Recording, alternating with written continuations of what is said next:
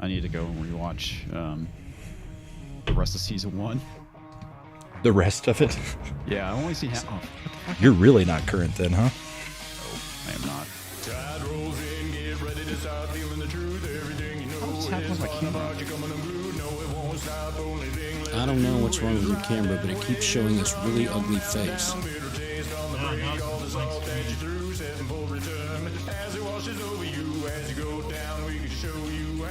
I think that Comics' machine is giving up the ghost. It did crash earlier today. You are frozen.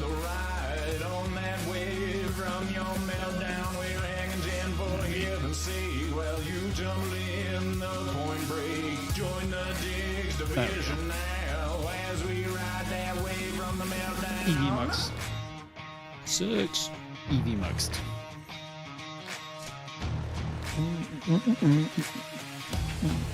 Have we started yet? Yes. Oh, good. Well, I mean, we're on stage. I'm gonna put my pants on then. Always a good idea. I saw the pictures of your new studio, the way you get things set up there. 70s looks real nice. Yeah, it's like a kind of mini Jason setup. I mean, he is my inspiration. I'll never get to his level, but you know. Jason's your spirit animal. He is my I've already started making plans for when I move back into the old studio. So. Oh, okay. Nice.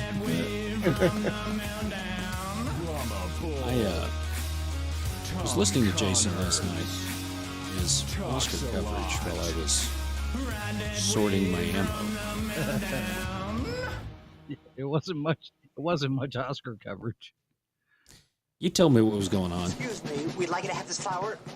I honestly avoided the Hey, Jen. Oscars like a plague. sir, would you? It wasn't until today where I was like, oh, who actually won? I was like, wow, Amelia Perez did not sweep the Oscars like I was expecting. Apparently, whoever the best actress was a porn actually a star. woman. Not a porn star. The movie is just an adult smut movie made in Hollywood. Oh, so it's like Hot Dog or something like that. Hot Tub Time Machine. Top type machine. Great film. Hot Dog the movie. Hot Dog the movie. Speaking of hot tubs, you guys heard about Amaranth, right? Yes. Yep. Oh yeah. We were talking about that earlier. We'll probably talk about it tonight. It was on the list, but we'll definitely talk about it. Well, it was very And Jason, fortunate. you need to increase your volume a little bit. Still? Yeah. It's it was very nice of those people chasing her to stop so she could tweet.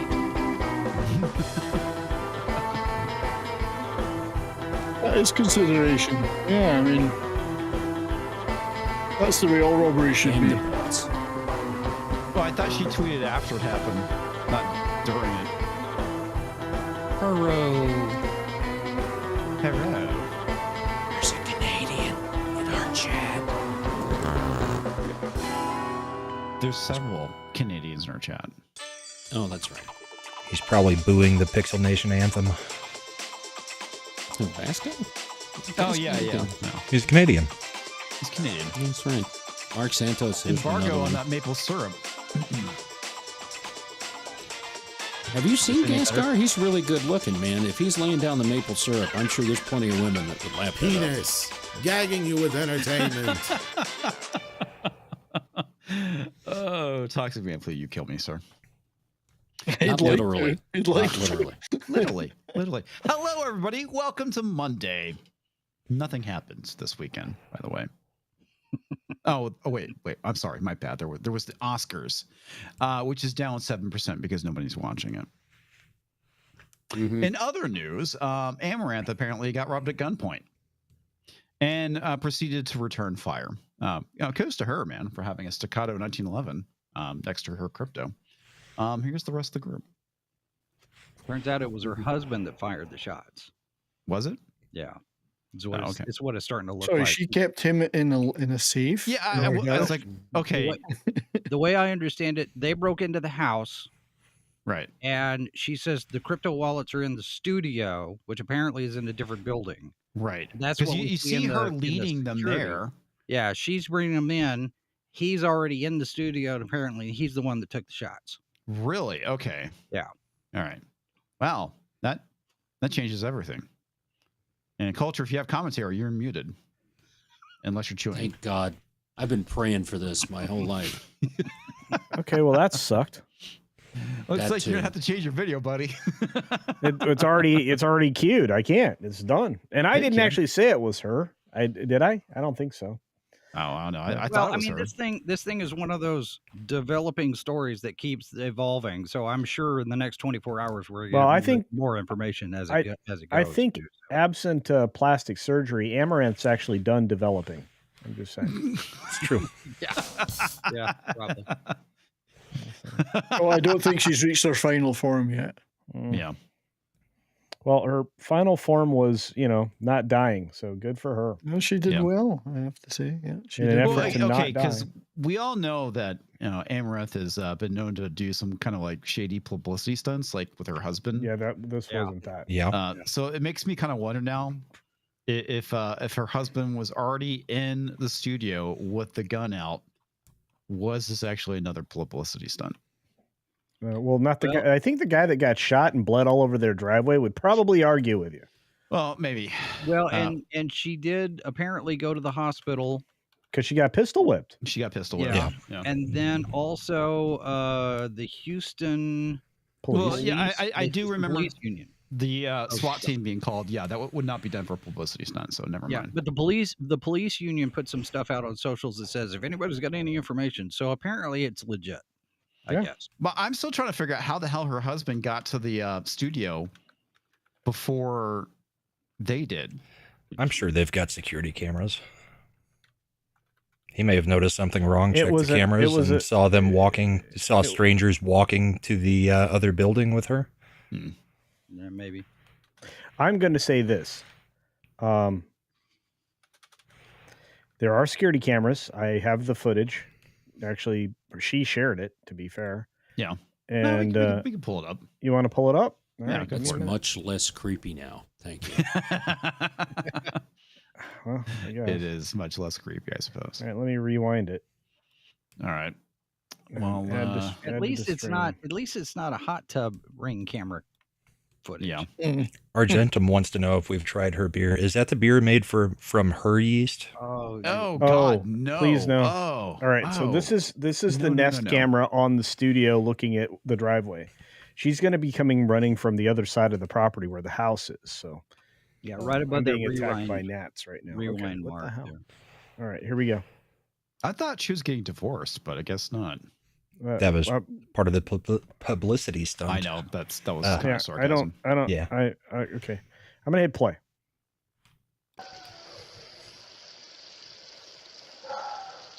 Those are dogs. She has Yep. many. Yep. I like dogs. Dogs are nice. Dogs are good. Looks like there she is. Yep. Here she comes, running. Oh, right here. It's in here. She sounds scared.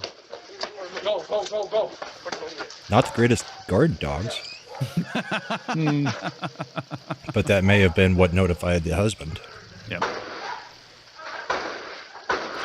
Yeah. I've been shot. I've been shot. So that was a staccato, right? It's a 9mm or 45? Well, I don't know. It's a staccato CS. It feels like I think it's a 1911, but I could be wrong. Well, yeah, but I have a 1911 that's 9 mil. Oh, okay. Well, there Right. you go. Yeah. It sounds The like 2011 is a double stack. It sounds That like a sounded- heavy caliber. That sounded like a 45. That had a thud to it. Yeah. You would think with the millions of dollars she has that she would have better than just a Nest doorbell camera. Yeah, I don't know. This is actually obviously not on the doorbell, but that was fascinating. That comes with her second 20 million in crypto. Maybe. Yeah. Must be Wow. nice. 20 million in crypto? Oh. Well, see, and the dumb thing was it November, October, November, December, sometime late last year. Apparently, she posted a screen grab of her crypto wallet that showed that she had $20 million in crypto. No, that's What an fucking idiot. Like, stupid. what possesses somebody to do that? I know. It's crazy. I don't Well, when know. you get a chance to interview her, Jason, you should ask her. I don't anticipate having her on. It's as bad Well, as okay, Culture I- showing a picture of his cock on screen. It's her basically bragging, right? I mean, Yeah. that's what it is. Well, it's either that or somebody was calling into question, because there have been people called in to question her honesty before. It could very well be, it could have been a "see, I told you" type of thing, and escalates from there. Isn't she the one that was buying up land to try to keep it from Bill Gates? Yeah. I mean, who would have thought? I'll be honest, that's kind of based. Who would have thought it would have been an Amaranth that was doing it, right? Yeah. And now she's Second Amendment, poster girls. Yeah. This is a crazy year. But the other thing too is, this apparently is not an isolated thing. Crypto, apparently, this whole crypto theft thing has accelerated. There's a lot of it happening, I guess. Do you need a big bag to carry it away in? Right. Well, because transactionally, if I go in and if I break into Culture's house and I put a gun to his head and I say, "Give me all your crypto," all he's got to do is just log in, transfer, done, boom. And there's no, I'm not carrying anything on me. Like I don't get caught with evidence. So I don't know. It's like a Mission Impossible movie where he's got to defeat them before they transfer the money across the wire. My whole thought on this, I thought the whole thing, the whole point of blockchain is that everything is basically captured. So if they were to go and trade it, they would know it would have belonged to Amaranth, I thought, but maybe not. We should talk to the American federal government about that, because haven't they lost billions of dollars of crypto? Somewhere. Whoever's in possession of the crypto owns the crypto. Yeah. As far as crypto is concerned. Right. All right. There's also that guy who's trying to get the landfill in whatever city to let him excavate it because his ex-wife, in a fit of rage, threw away his crypto key that has 80 million on it. It's fucking wow. So he's now trying to buy the landfill because they won't let him on the landfill because it's supposed to be closed next year, so that he can then look for it, because buying a landfill and getting investors is still costing less than losing 80 million. 80 million in crypto. Well, and it's entirely possible that the people who are trying to steal this stuff have absolutely no idea how the blockchain stuff works. I barely understand it, and I've had half a dozen conversations with my money guy that shows up on the show every now and again. It's like, I still, if you get to a substantial amount of crypto, you shouldn't be using Coinbase or anything like that anymore. No. You should have it on an actual key, like a hard drive key that you have in possession somewhere. And don't let anybody know where it is. And I'm sure that's something you'd keep in a fucking safe deposit box in a bank. Yeah. I mean, I wouldn't leave that shit lying around my house. I mean, if I actually had a really good crypto wallet, and it had even like 5 Bitcoin on it, I mean, that's still a lot of money. I'd keep that shit in a safe deposit box. $500,000. Yeah. So, yep, that shit's crazy. Real quick, we're gonna go and hit some of the soups that came in, starting with Roll and the Wretched, who showing up with the big 50. Says, I was somewhat disappointed that Emilia Perez managed 2 Oscars. I know, I thought I was gonna win them all, man. It's crazy.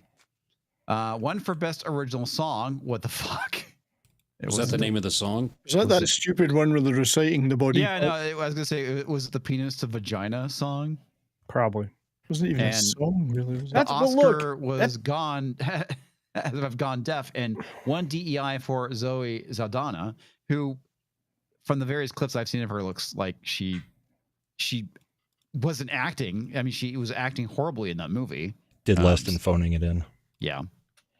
You gotta think now that Zoe's got one, that Tessa Thompson's got to be up for one soon. Oh no. Well, and Zoe's Oscar is going to make her much more expensive now for the next Star Trek movie, and for Avatar. Yeah, good luck with that, I suppose. Right. I can't wait for it to sweep the Razzies. Oh, it will, I'm sure. No, Razzies were already this week. We covered it Saturday. Oh, okay. Yep. In other news, looks like I will be a little off on Cap 4. Yeah, there's one thing I guess we didn't take into consideration for Cap 4 and its box office was the overseas numbers didn't roll in, because that's the only reason why it got a giant fucking bump right now. Was because of the overseas numbers. Did it get a $1.2 billion bump? No, it's almost to 350. Well, I'm still wrong. So. Still likely to short fall short of 400 though, right? Yeah. Yeah, At this the trend point, lines it will go way probably down. make 350. It probably will not hit 450. It's sitting at 350 right now. 351. Yeah. Oh, Is it did it update? 351? I'm seeing Yeah. 341 on the numbers. Yeah, I was seeing 341. Okay. Yeah. Let's not quibble over $9 million. I'm just going to say that it's definitely going to struggle to get 400 million, but it may just get there. So Yeah. On this panel, okay, let's all raise our hands. If we got $9 million, we could retire. Right Yeah. here, Yeah, right yeah, here. That's sure, me. Every single hand that I have. Here I am. Right. As there. soon as I buy that landfill. Yeah. That's right. Crypto, You know what lying you in could that do, landfill, I'd be in there for my Brahma, hands and knees right now. is you could at night secretly break into the landfill looking for the crypto. Yeah. I might be able to sell these throwing knives for half of that. Maybe. Oh, no, what you do is you keep those for the guards that you run into at the landfill at night. Yeah, do a James Bond thing. Yep. And take some bacon for the dogs. Yes. Steaks, raw steak. Anyway, TVG Monster for $2 says, "Hi, comics and everyone. Happy Monday. Happy Monday to you, sir. Hope you are well." Happy Monday. Indeed. Monday. Also, TVG Monster gifted a membership. Thank you, sir. That was very kind of you. And also, Brian McCann gifted 5 memberships. Thank you, sir. Very kind. Pinochet's helicopter tours, coming from the Green Machine side, says, "Now that U.S. AIDS is shut down, we definitely aren't going to get any more award shows spoofs, are we? Have you consulted HQ about the decision? I feel kind of guilty after the schadenfreude of it all." Yeah. Are you talking about our spoofs? Our spoofs? Yeah. Well, we're kind of working on some stuff. So Some stuff. yeah, we'll get that going. Don't show this on YouTube. Okay. Which thing? We showed a thing already. Yeah, we showed several things. Which thing? We did a very bad thing, but we're showing something. Okay. Okay. I did a bad thing. Oh, I guess he's talking about the Amaranth thing. Were we not supposed in to honor show of that? the Oscars being forgettable, can we have a celebratory Mickey Madison dance? Also, comics. Do you want Rings of Power or the Rise or the ROTS? Return of the Jedi or Revenge of the Sith. Or Team Or Fortress. Team Fortress. Okay. And a meme on my head. Let's go with Return of the Jedi. Also, it was a mushroom. Ah, ha, ha, ha. Mushroom stamp. Yes. It well, was. unless he's talking about badger. Mushroom, the snake. Oh, anyway, that's some old internet lore there. Brian McCann for $5 says, "Ian, have you seen the new Warhammer 40K trailer? I have not. Watch them AP, A Star Ace 2. It looks awesome." Let's check that out. Also, Sabres Raptor for $2 sent an email. We will check it out. Pinochet for $5 says, "The Quartering interviewed Amaranth a couple years ago. She actually came off a white pilled. Really? She said, smart men don't watch OF. She acknowledged OF caters to the hard losers, openly hardcore capitalist." Yeah, well, I mean, I can't fault her for doing what she does because it's obviously, very obviously, made her a lot of money. Who I do blame in these instances are the men that willingly give their money to her. It is the oldest profession for a reason. Yes. Save Through Raptor for $10. Hey, A thank new you show, very a new Twilight Zone series. Toxic Manflu is narrator, but in the stories too, there is something on the wing. Talks Spider-Man, Will Wheaton, clowns are the on the wing. Pennywise on Not the you other wing. too. Yeah. Oh my God. So Roland started making fun of Cookie Monster, so that this is going to end. I'm going to end up blocking them all this weekend. Okay. Mm-hmm. I told them if they go to doing sexual stuff with Cookie Monster, it's over. That's the red line. It is Cookie Monster. That's it. You can sit there and do whatever you want to me. Do better. Never. I do nothing for your pleasure, Polly. Also, the Gulf of Soft Tacos. That's right. I'm down with that. Mhm. Soft tacos the are great. Gulf of McGulfistan. Yeah. The Gulf of McDonald's. The Anyway. Gulf of McDonald's. That's actually pretty racist. Okay. Explain. Hmm? How's You're it saying racist? you're saying it's minimum wage. That's not good. I don't Oh, like that. okay. All right. So one of the things that has been going around the internets is the fact that Doctor Who No. has been canceled. What? Oh no! Cancelled already? Possible. No. Well, I mean, the BBC has denied it, but something has happened recently, which I think proves the fact that the show actually is indeed going the way of the dodo and for culture, because he's blind like I am. Yes. No, In big and that.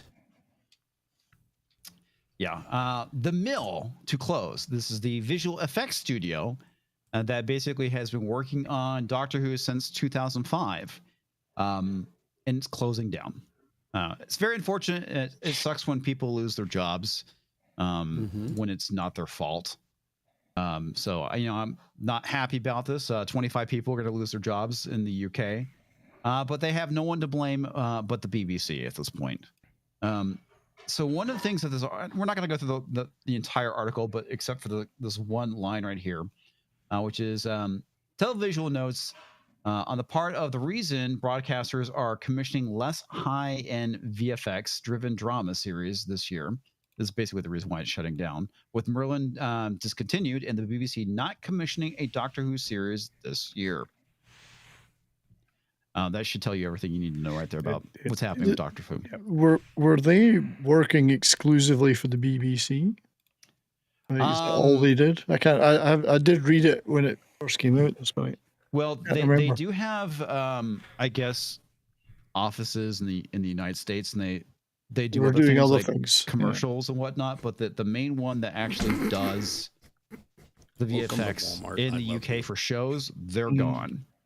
Because they did mention that They while, mentioned a Sky TV thing. yeah, while TV VFX have been less volatile than films last year, the US studio spent far less than they did in 2011. TV also seems to have caught the bug, and there have been less of those high-end commissions and repeat series.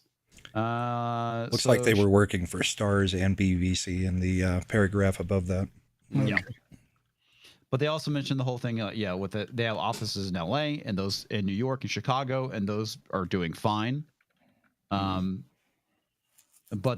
obviously the VFX in the UK, not so much. The fact that they're not commissioning a Doctor Who series this year basically tells you everything. And this is something I've said. I think a lot of people pointed this out, not just myself.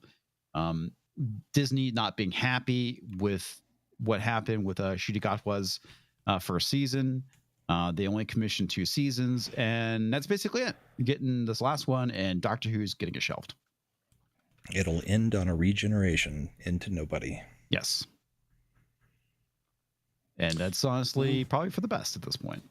I saw something on Twitter today or yesterday. It was somebody in England who got a letter saying that he better pay up on his TV license. And he's like, I only use Amazon TV, but they recently passed laws to where even if you're streaming, you have to pay the TV license. That's But if fucking he's- extortion, man. That's crazy. Was he actually watching that on a television though, or on a laptop, or a monitor? Doesn't matter. If you can get Doesn't matter BBC anymore. on the streaming service, then they have to collect the payment for the Because BBC. the way it used to be was that they were very clever about it. They said you're not paying for the BBC. The license is because you have a television set. Yeah. That is capable of showing the BBC. Terrestrial So I television. wondered Over the whether I wondered whether they transferred that to, hey, you have a laptop there that you could probably watch the BBC on. Because that would be a very different thing. Yeah. Well, the thing that's retarded about it is this is the problem with the state-sponsored media and television stations. First off, they're basically extorting you of your money, which is pretty fucked up. That's not right. And basically what you're getting returned at this point is basically propaganda. So you're being forced by the UK government to give them money to deliver to you propaganda. It's like being in a union. It's almost like if your tax money was being used to fund a public television channel or wait. Mm-hmm. Yeah. So it's okay.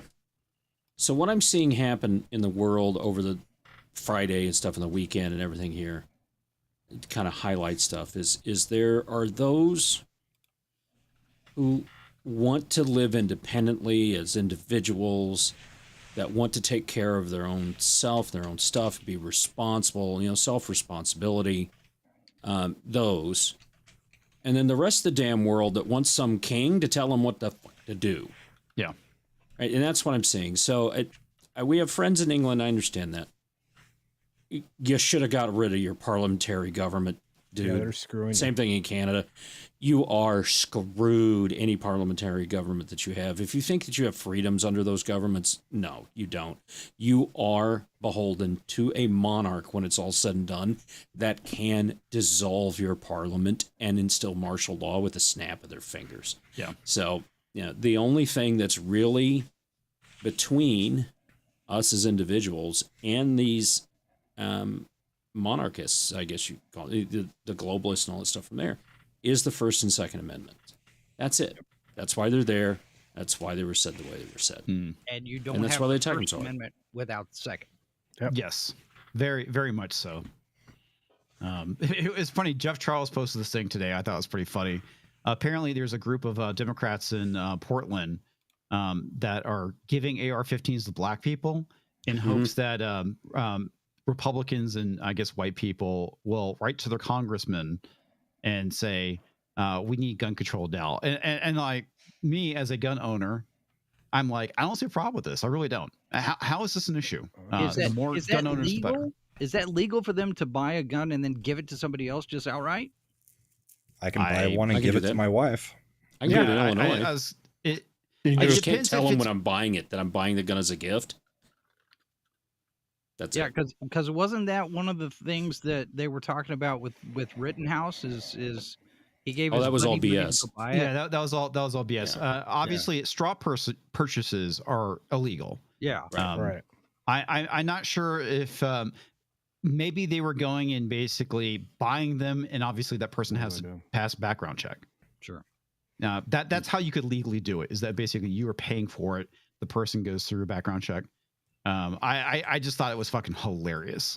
If I remember right, with Rittenhouse, it was they were buying the gun for him before he was 18. Right. They owned the gun. Yep. They gifted it to him when he turned 18. That's right. Yeah, and they were trying to make that out as a fraudulent purchase or something. Okay. Yeah, they're trying to say it was a straw purchase, and it wasn't. Mm-hmm. Which is completely different. Yeah. Now, if anybody saw, I actually had an idea.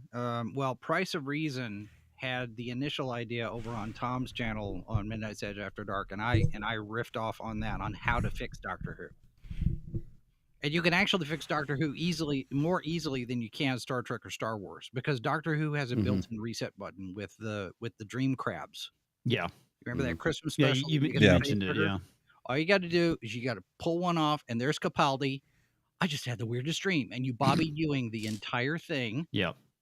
And he's like, I was even a woman at one point. Not that I have any objection to it. One time I even thought about being a woman, but then I went to war. But, that kind of thing. And you completely erase everything. You erase Jodie, you erase Chibnall, you erase Timeless Child, you erase to do that. Doctor. All of it's gone. And then he regenerates into New 13, played by Sean Pertwee. Oh, wow. Awesome. Yep.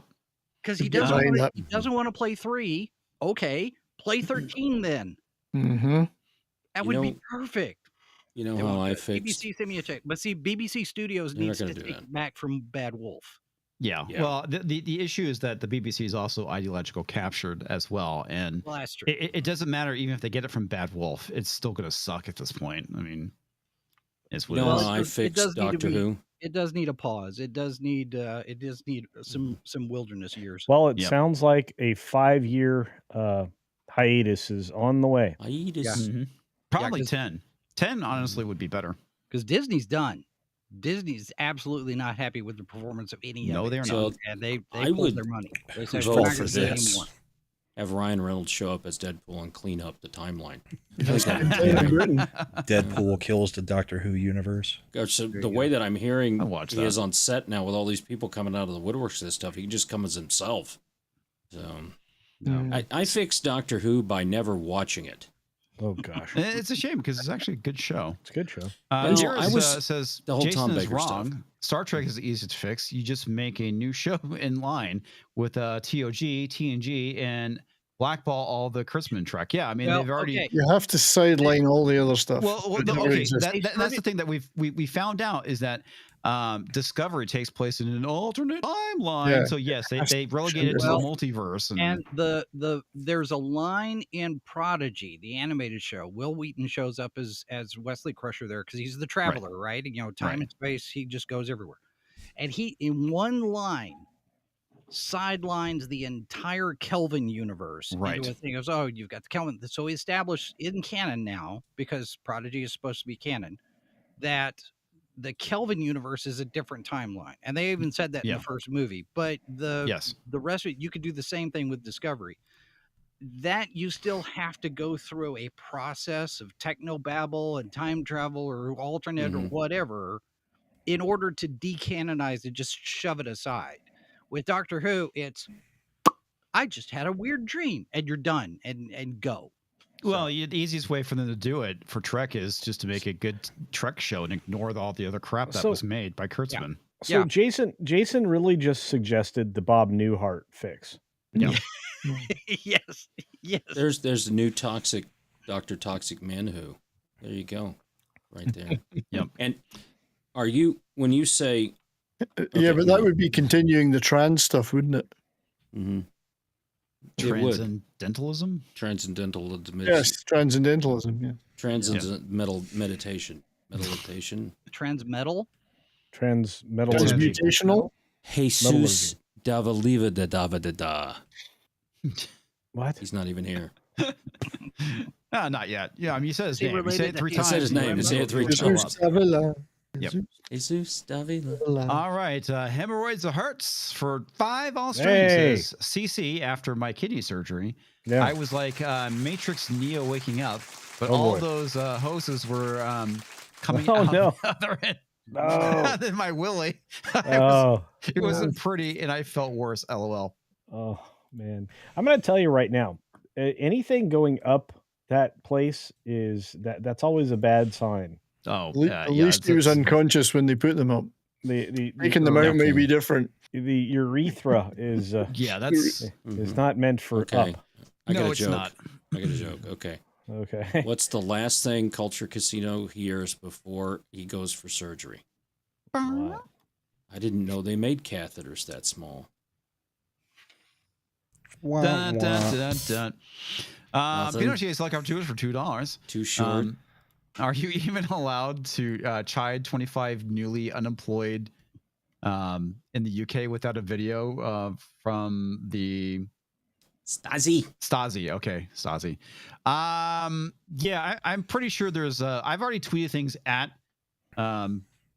official Twitter accounts in the UK that will probably get me arrested, like calling them a bunch of fucking fascists. So. Probably my joke. That's what I'm saying. Sticking with it. Well, Starmer's about to put boots on the ground in Ukraine, so he's got 25 volunteers.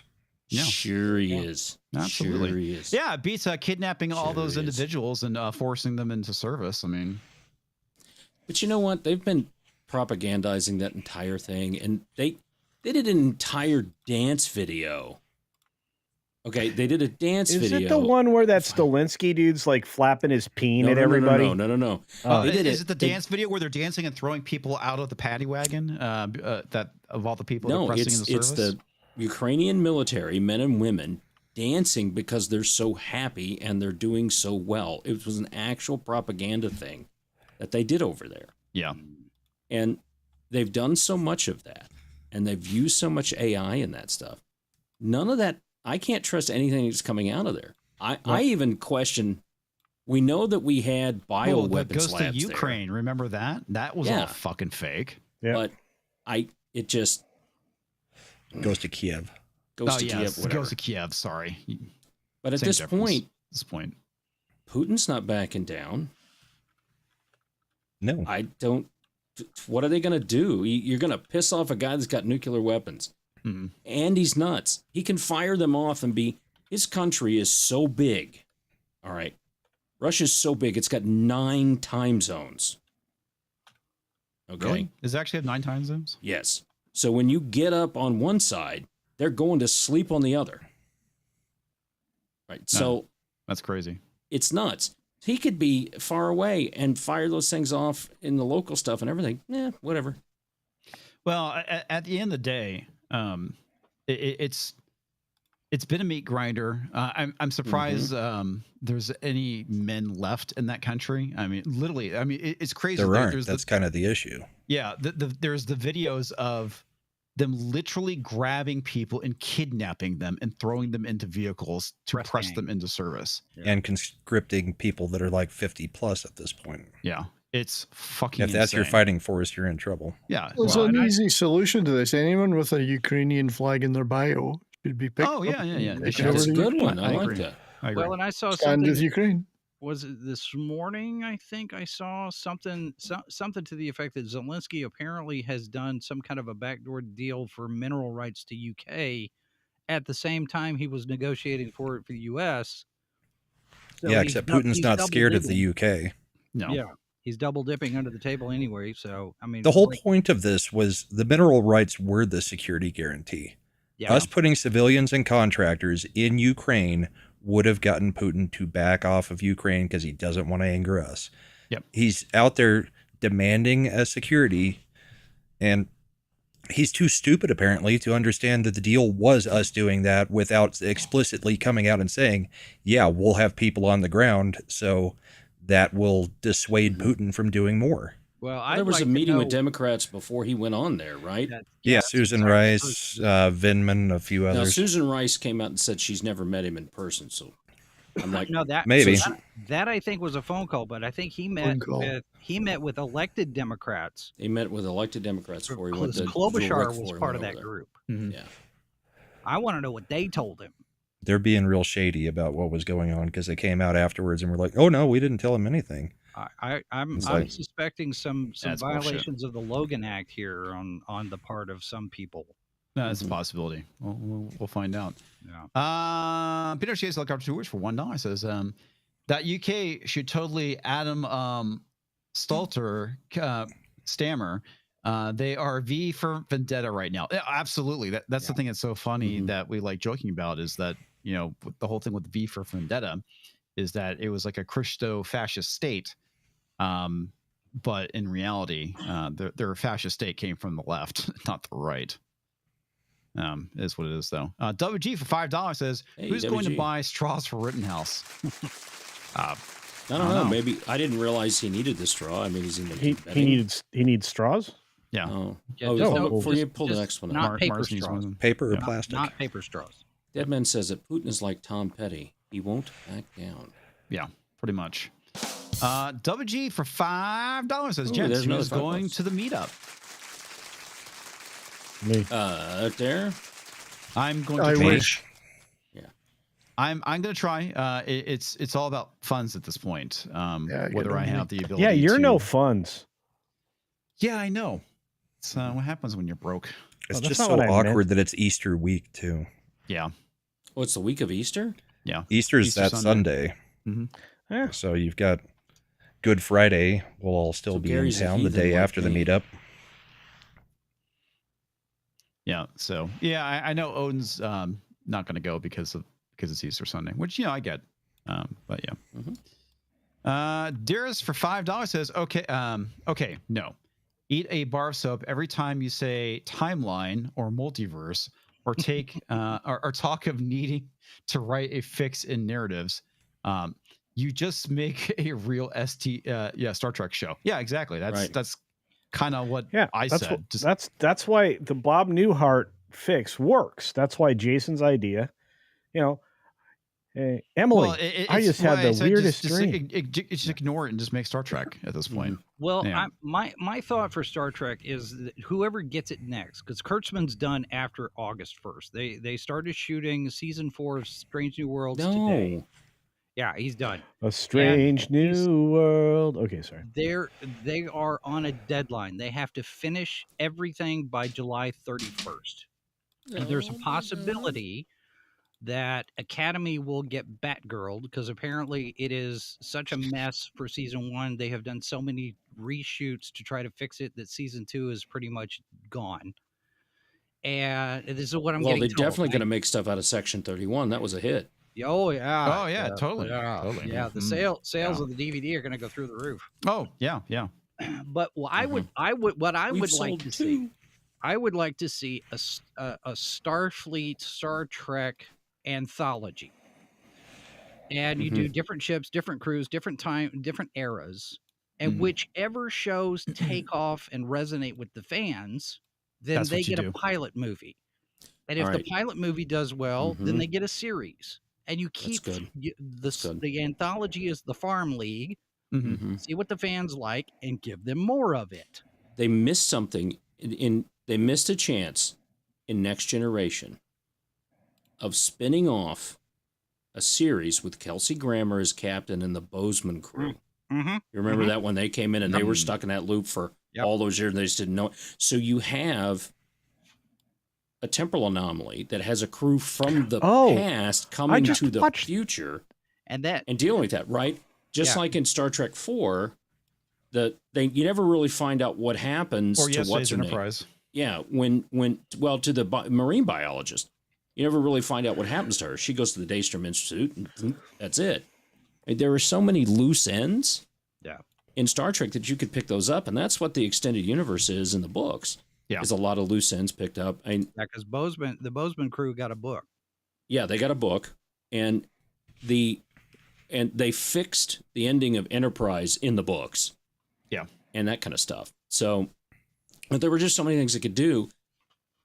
When DS9 came out, not a lot of people thought that was going to work, and it did, in a different way than other Star Treks had before it.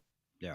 There was actually more battle scenes in that show about a space station that didn't move. Yeah. Than any of the others. And Voyager, I thought, was a great, kind of thing. You get thrown out there, something happens, you got to fight your way back. And I thought Janeway was a very strong captain from that. And I thought Kate Mulgrew played a really good captain with that. Hey, she was a strong, independent woman who didn't need no man. She was Mrs. Columbo. Well, I prefer the Genevieve Bujold version. That's nice. Hold on. Yeah, I've seen that footage. It wasn't good. No, it wasn't. And she even recognized that she was completely miscast and out of place. It was like, this is not for me. I think she was originally cast as Janeway. She was recast after a day and a half. And they shot, I think, for 2 or 3 days. All right. And then they all went, this ain't working. It was just not working at all. And she's like, I can't do this. She didn't realize going into it what shooting a television series was going to involve. Yeah. Wow. And she's like, can't do it. And so they got Mulgrew after that. Batman, well, you're right. The Voyager writing was hit or miss, but so was original. Every show had every show hit or like miss, that. right? Encounter at Farpoint coming out of the gate, Star Trek Next Generation. Yeah. You can't stumble anymore out of the gate. As a kid, I didn't mind it. As an adult, I'm like, yeah, this is kind of dumb. It's bad. Well, I mean, you go back and look at some of those. At Calabi, I watched a lot of the Saturday night shows they did when he and Raquel went through every episode of the original series, and they would talk about good and bad and indifferent and all the things behind the scenes. And I liked the one, with Lazarus where he was in between worlds and all that kind of stuff. I kind of liked it, but they hated it, right? And they had specific reasons for hating. Oh yeah, he did. Yeah. But that was the thing about the show, is it had something for everybody, and some of the writing was a little off. But anything that was written by the science fiction authors was phenomenal. I think that Lazarus episode would have been much better if they had kept Barrymore as Lazarus, because I think it was John was supposed to play Lazarus, and he shows up drunk, like and they get drunker than a skunk, and he absolutely could not do it. And what's his name was a last minute replacement. And he's learning his lines on the plane as he's going to shoot. It's kind of like when Michael Biehn got put into Aliens. Right. Same kind of thing. Wow. The alternative factor is when it wasn't cocaine, it was just the drink. Yeah. It was the Dick Martin days. Yep. But see, DS9 hit the ground running. It's a rare exception to the first season rule. I don't know. I think was it season 2 when he shaves his head and becomes, Cisco Hawk? Season 3. Season 3? Yeah. Yeah. And that was a producer mandate, because they didn't want people thinking that it was Hawk. He had said so much better. If you listen to the Avery Brooks discussion behind that, he had said the only way he was going to accept it is if I wasn't playing Hawk. Mm-hmm. Yeah. And then after the second season, they sat him down and talked to him. This isn't working. And he's like, "You're right, it's not." And he shaved his head. And he wasn't Hawk. He became Cisco in that third season. Hell yeah. And let it go. So you could tell in the first 2 seasons, he was holding back, but the rest of the crew was phenomenal. Yeah. Well, and the other thing, too, is at one point, Rick Berman stepped away from day-to-day on DS9 to go work on Voyager. And after that, you've got Ira Stephen Bear and Ron Moore, and that gang said, okay, now we go serialized. Was it Berman that just died, or was it the other one? It was Roberto Orci. Orci. Yeah, really?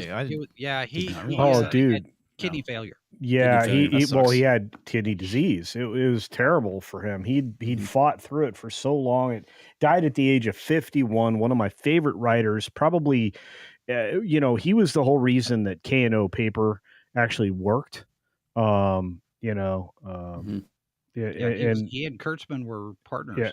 Yeah, and they did many great shows. Miss Clobby too. I miss Clobby a lot. Mike was a good guy, and he will be missed forever. But he really was the heart of that pair, and you can tell because Kurtzman's such shit now. It's like, good Lord. It's so. If you look at Elton John. Elton John couldn't write lyrics to save his life, but he could write music. And then he gets paired with the guy that's been his lifelong writing partner, and hits start coming. Right? You've got to have pairs. You look at the guys that did Airplane, right? The Zuckers and Abram. They did so many things together, and then they mixed and matched and went from there. You had to have somebody to bounce ideas off of, and somebody you trust to be able to create. Because creativity, I mean, there's some ideas that comics has come up with that have been phenomenal, and there have been some ideas that comics have come up with that have been awful. Shit. Yeah. And you need to have people there that are, gonna sound back and say, no, that I don't like that. No. Yeah. And then it's one thing I always tell people is that I only have so many good ideas, right? I like bouncing ideas off people. I like working with other people, but at the end of the day, if I'm in charge of something, I always tell them too. I make the decision at the end of the day. Yeah. So don't be offended if I don't use. Well, and I've said on a number of occasions, every George Lucas needs a Gary Kurtz. Yes. It's like with James Gunn and Peter Safran right now. Whoever ends up over at Lucasfilm, whether it's Favreau and Filoni, they're going to have a numbers person. Emma Watts, Agnes Chu, whoever it is ends up there. Okay, so hang on. I'm going to pull the ripcord on this for a second and pause the conversation. Oh, you picked a wrong week to quit drinking. I did, but I'm going to tell you, Emma's probably the best person for the job. Nobody else is qualified to operate the studio if you're going to pick a woman. Okay, And as far as a Probably will. creative, it cannot be Filoni. He is Now, Filoni otherwise. Filoni needs to be fired with the That's rest the of name. them. Is there any truth to the rumors that they might be trying to sell off Star Wars? You know what? I just dropped a video on that. You should probably go watch it. Well, I'm on a show right now. Okay, well, when you're done. That was hilariously funny. So when Brahma gets that eyebrow roll going, that just is like, that's the Cro-Magnon way of saying you stupid. JD Vance head cock. All right. right. CV Spock says first 16 of TOS outclass the first 16 of every series after. I agree. 100% with that, actually. 100%. They had a lot of science fiction writers that were writing those. Alan Dean Foster. Docs and I are on the same wavelength. I was just about to say the same thing. Yeah, that they had a lot of good people doing that. Desilu needed it to be good. They marketed it for kids. They wrote it for kids, young adults, and they put it on Friday night when they're all out. Yeah, it was pretty dumb. Friday was third season. Oh, yeah. It got moved around a lot. It did get moved around a lot. But contrary to the urban myth, it actually performed well in the ratings no matter what time slot it is. If you go back and look at Mark Cushman's books, These Are the Voyages, it actually did really well. The network didn't want to keep doing it because it was too expensive. And they kept butting heads with Roddenberry. It's one of the reasons why Roddenberry wasn't the showrunner on season 3. They brought in Freiberger because they couldn't stand Roddenberry, and he kept pushing back on everything. Well, it happened with TNG too. That was like a they threw him out. There's that documentary that basically talks about how like the first season of TNG was such a fucking disaster. Yeah, and a lot of it was because Roddenberry didn't want personal and interpersonal drama in the show. Yeah, by the time we get to Star Trek 2, he was out on all the movie stuff too, because he and Hal Livingston were feuding on Star Trek: The Motion Picture, to the point where. Well, that's why they had to put movie didn't make as much money as it should have, because they took all of that. This was something I watched on your show. They took all of the stuff from Star Trek 2, Phase 2, right? Yeah, Phase 2, all of the production budget and everything, and shoved it onto the movie. Yep. Because technically it was all the same project. Right. It just kept getting moved around because they couldn't figure out what they wanted to do with it. Because it started off as a series and then it was going to be a movie, because the network said, well, if we make a new series, it'll compete with the old series, which is making us money in syndication.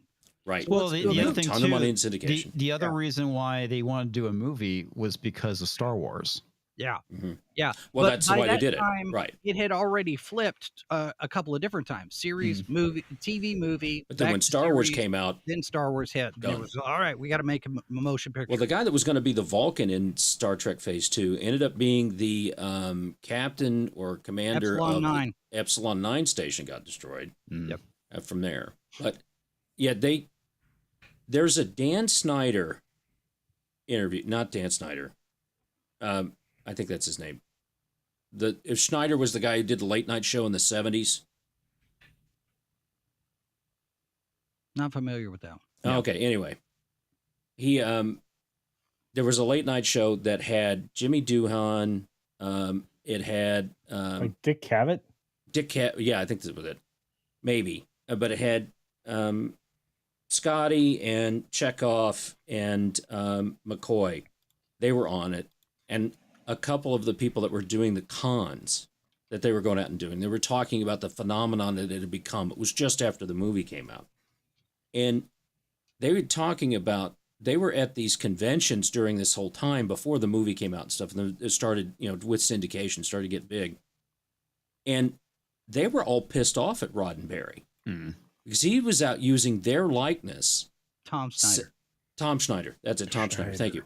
And he was out using their likeness in all the outtakes and stuff and things in the shows, showing them at conventions, charging tickets for them, and not giving them a piece of the pie. Any royalties, yeah. Right. So they were all pissed at him by the time the movie came up. Well, nobody knew it was going to be a hit when it hit syndication. Nobody, and everybody was like, okay. Shatner and Nimoy were off doing other stuff. Yeah. Yeah, they were T.J. doing Hooker. theater. Well, Shatner didn't have T.J. Hooker yet until like 86. Till the 80s. But Was it 80s? Was it 86? Yeah, I thought it was early 80s. Yeah, early 80s. It wrapped up, I think, in 86. But yeah, because I want to say I doing, was still in California when T.J. Hooker was on. Yeah, he was doing Shakespeare in the Park in the summer. Yeah. And Nimoy was off. Well, Nimoy went to do Mission Impossible for 2 years. Right. And then he started doing stuff like Equus and a bunch of stage stuff, Broadway, off Broadway. He started doing Cosmos and he started doing PBS stuff like for Nova and everything. Telling us all about Bilbo Baggins song. Oh my God! Telling us about the next Ice Age. Yeah, we were coming up on the Ice Age. T.J. Hooker started in 82. Yeah, he also did some other stuff. He did some more serious roles as well. Yeah, and 86 is when it ended. And he did, and then everybody else got typecast. Now, D. Kelly was fine. He's all right. I'm Dr. McCoy for the rest of my life. Fine. I mean, he was old enough that he's old already. He didn't care. But everybody else kind of got sidelined. I mean, James Doohan did Jason of Star Command or Space Academy, which was the Jason of Star Command spinoff. Nichelle Nichols went to work at NASA as a recruiter. Takei and Koenig just disappeared until Koenig did Babylon 5 as Bester. Well, but Takei made appearances in other properties and other things. I mean, he was in, if I remember right, Ice Pirates. Was he? Yeah. What was the name of the Space Herpy? Are you saying that George Takei? No. George Takei was in that along with like the big fat guy with the giant nose with the long hair, and I forget his name. That's Bruce Valanche. It's been ages since I've watched Ice Pirates, so I couldn't tell you. Yeah, I don't remember. I Bruce Valanche is in it, but I don't know. I don't remember. Was he? Filmography. Let's see. He was in Rodin. George Takei's first film was 1957's Rodin. One of the great monster movies all day. And he was in Godzilla Rides Again. Yep. And I wonder who he played in PT 109. Who was Godzilla riding in that one? Not true. DeForest Kelly fought giant mutant bunny wabbits. That's true. And also DeForest Kelly did Night of Lepus. Yes. Night of Lepus. Okay, that's must be the same It thing. wasn't a movie called Ice Palace. George Takei was in the Green Berets with Duke. And that actually, John Wayne had one word for him. Bend over. And Takei was actually he's a fan. He had to take time off from Star Trek, which is why Chekhov got a lot of stuff in season 2 when he first popped in. And Takei, when he got back, was a little jealous of the new guy because he got all of Sulu's pages, but Takei was off romping in the jungle with the Duke doing the Green Berets movie. Right. Hey, he's got all that Mulan money. Who was the big fat guy with the giant nose with long hair? Bruce Valanche for the 10th fucking time. Culture, would you listen to me? Okay. What? I like Bruce Valanche. He was a great center square. He was a hilarious gay man. Yes. Time in the month for Tom, I think. Back when gay men ruled. Oh, yeah. And he had a great beard. I remember that. He used to write the Oscars. And then he went on Hollywood Squares. Wait, he's still alive. Yeah, he's still alive. He's retired, but he's alive. Is it really alive when you're retired? He's like the gay version of me. Like he has just as many t-shirts as I do. I know that doesn't make fucking sense, but because I'm already 25% gay, but Bruce is that much gay. He was in the holiday special for Star Wars. Well, he was one of the writers. Yeah, I don't know if he was actually on screen. I don't think he was on screen. R.I.P. headphone users.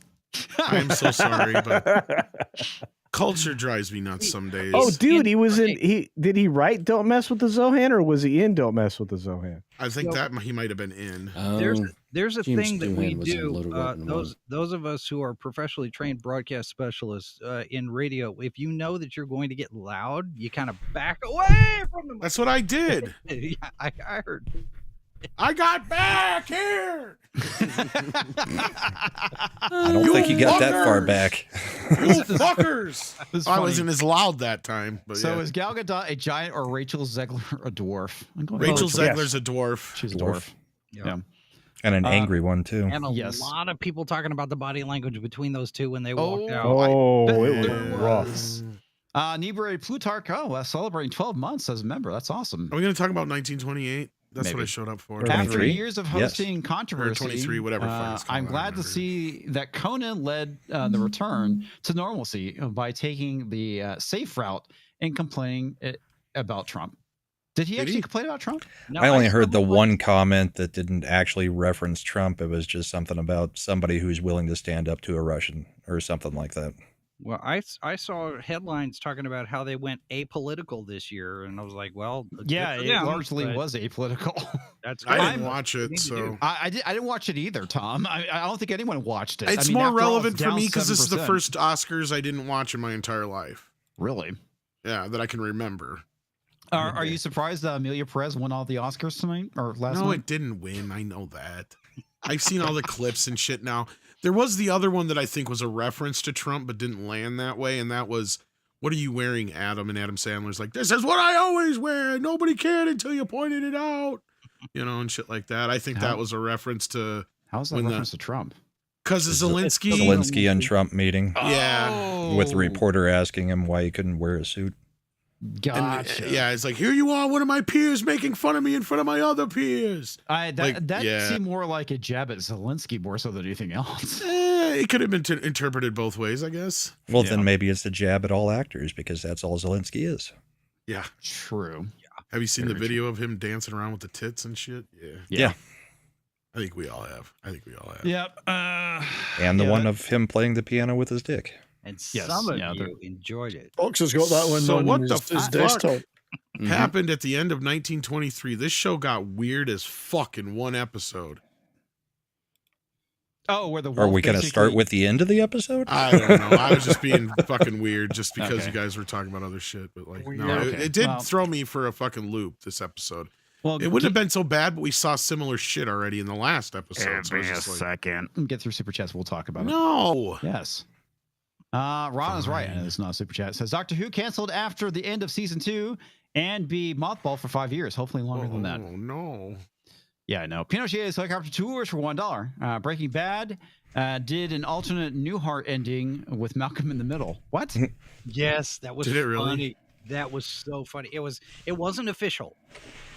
Yeah, I think you can find it on YouTube, but they basically did the same thing where Bryan Cranston was in his Malcolm in the Middle role, and he woke up and he looked at his wife. He said, "I just had this weird dream. I was making meth." And I wasn't married to you. That's No, it that's was funny. so I didn't realize that he was in Malcolm in the Middle. Yeah, he was he's the the dad. dad. I never watched the That's show. where he kind of got started. Yeah. I mean, he had Got been in like a character actor pretty much. That's where he blew up. Yeah. Got it. Yeah. WG for $10. To be fair, Culture danced and dressed as a furry when he hit 30K subscribers. Yes, he did. He's not a furry already. Okay, all right. Don't mess with the Zohan that had George Takei and Bruce Valanche in it. You are so gay. Just shut up. No, both those 10 guys are minutes. gay though. Yes. Brian McCann for $2 says Culture is a furry. Facts. I Not thought true. he was, yeah, for many years. Not true. Yes.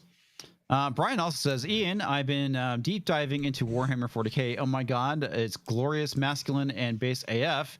The Sisters of Battle are space nuns, badasses too. Yes, they are.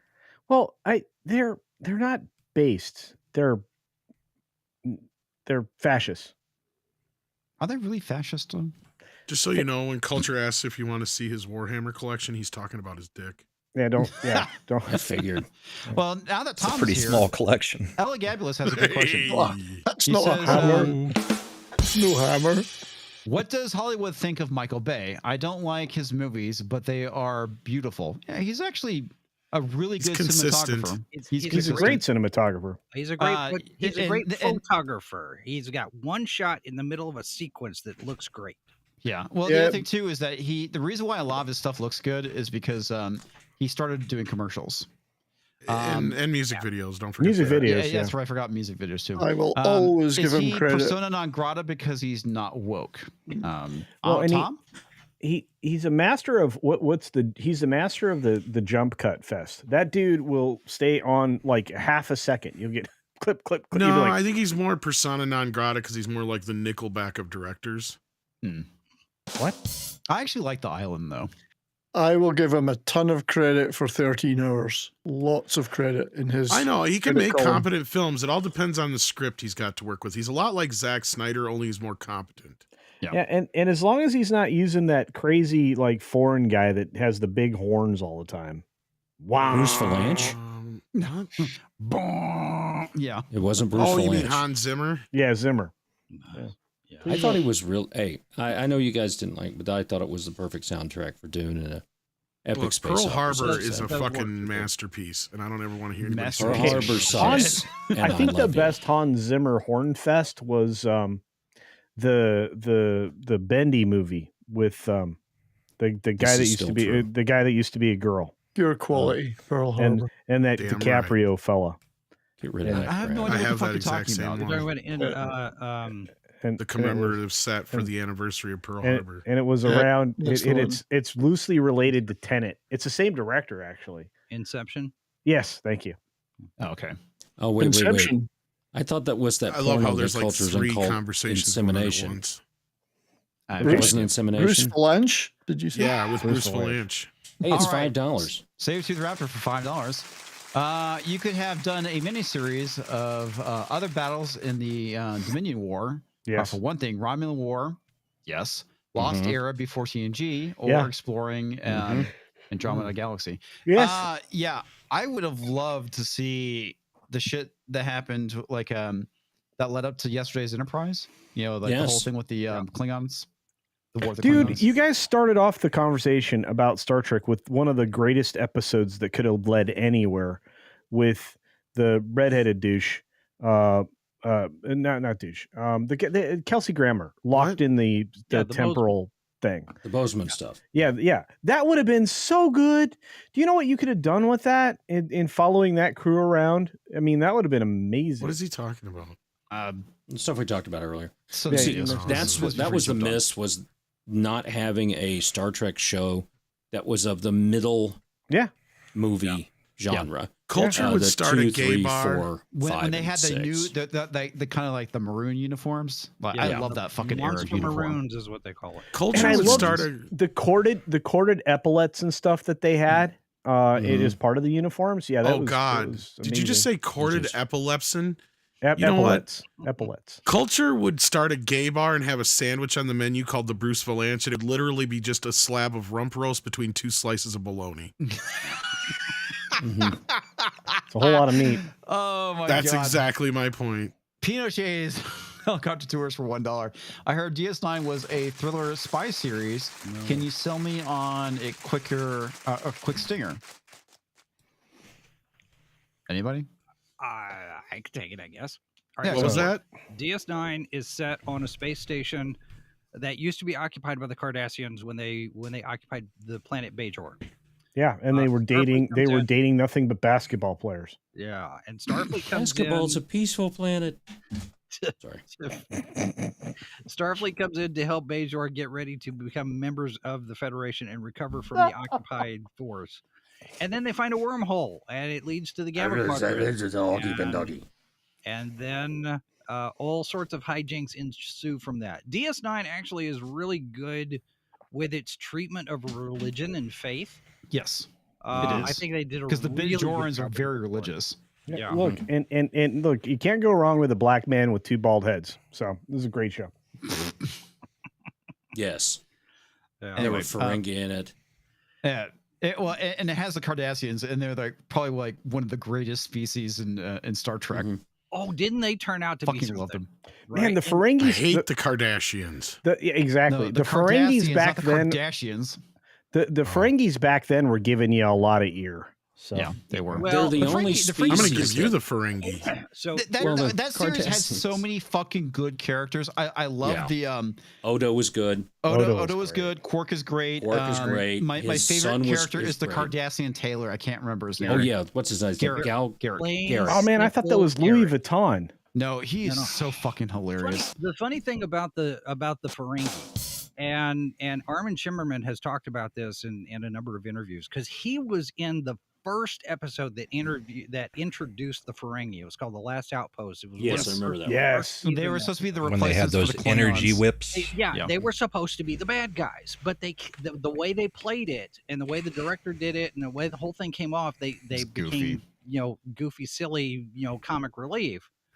And Shimmerman said it was such a great chance for him to redeem that part, and the Ferengi got their own culture and all this other stuff with the business and the great exchange and all the money stuff, and they turned him into Jews in space. They did, and it worked, and it worked so well, and Quark basically recast the entire Ferengi culture in a different, probably one of the he was the greatest. He is the best Ferengi character, period, and one of the best characters in the series. Characters in the series. Yeah. And he's and been Wallace a great Shawn, actor. Wallace Shawn as Zek, the Grand Nagus. I mean, you've got Vicini from The Princess Bride is the chief Ferengi. Well, the whole Trill, that backlore and all that stuff. Thinks that was good. I wasn't a big fan of Bashir's, but I like turtles. Bashir evolved. Sorry, Tom. Bashir evolved. But there's really been a missed opportunity in all of Star Trek. Because at some point you should have had Kim Kardashian playing a Cardassian. You should have. Absolutely. I mean, it's right. Well, their entire backstory rhymes. is that they evolved from the video Baby Got Back by Sir Mix-a-Lot. So what it is that they were just as regular people. Then through the historical documents, they saw this and they started worshiping the Badonkadonk. Yeah, they all, and that's why they all of a sudden got BBLs. Anyway, and then okay, I know Culture needs to leave. We're gonna get this and we're gonna get out of here. And then we'll talk ship porn. If you like ship porn, you've got to watch the last parts of Deep Space Nine. It's great. It's fucking great. All right, 13 hours. The lighting and colors really pop. 13 hours. The lighting and colors really pop in that film. 13 hours. Most realistic depiction of combat I've ever seen. Oh, it's a great That's movie. a good film. Fabulous movie. I'm really surprised they let him make it. And now it's time for Culture's Nap. That's right. Actually, it's called Bedtime. And no, I'm excited. I dropped a video. Thank you. I dropped a video that apparently Brahma didn't watch yet. So go check it out. All about the Doctor Who and the lack of existence it's going to have soon. I also dropped a video that Brahma didn't watch yet, which is about Star Wars for sale. That's always fun. And Culture thinks we wait by the computer for him to drop a video. How many total videos have you done over the years? Wow, I don't even know. He couldn't even tell you how many he's done in a day. Over 3,000, I think. I don't know. That's just today. So out of 3,000, I think I've seen 2. Great. Why do you have a hat on that says cuticles? No, Criticless. Criticless is an amazing because he has amazing web app cuticles. That's why and he gets all the website hair from. where you can actually go and review movies along with me and many other of your favorite YouTube creators and social personalities. Tom actually has an account over there. Blaine has done a great job with this application, and I enjoy using it, and I've used it for quite a bit. Anyway, laser. So laser. We're not casting dodgeball, dude. Anyway, so so go check it out tomorrow. You can watch Amaranth get attacked. It's good times. Have the video. He's literally the only person I know who takes the rest of the show just to say goodbye at various points, so you can check that out. And then also tomorrow, I've got another video coming out that's talking about a teacher trying to get down with. They Oscared him out. It's the 6-minute farewell. Was that the in memoriam section that Culture was in? I'm sorry, I thought that was Bruce Valanche. Sorry, Culture, I love you, man. You must go watch Culture's videos. He's not connection. He's not there. He's gone. He's gone. I know. He might be listening. I'm sorry, Culture. I love you. We all You're do. Dick. He's getting close to what, 35K now. Yeah, he's doing great, man. He's doing good work. I pissed him off, probably. What kind of dick he sucked to get there, but then he's on Mr. H, so I kind Mine No. and Mr. H's. By the way, Tom, I gave you guys a shout out. My fix for Doctor Who is based off of what Price of Reason said the other night on. Oh, that's fully on him, but yeah, that's all on him. I think it's a great idea. Yeah, it's an easy way to get out of it, from my understanding. Yep, just done. Don't care about Doctor Who. Done. Yep. Done. All right, let's talk about 1923. What the fuck happened?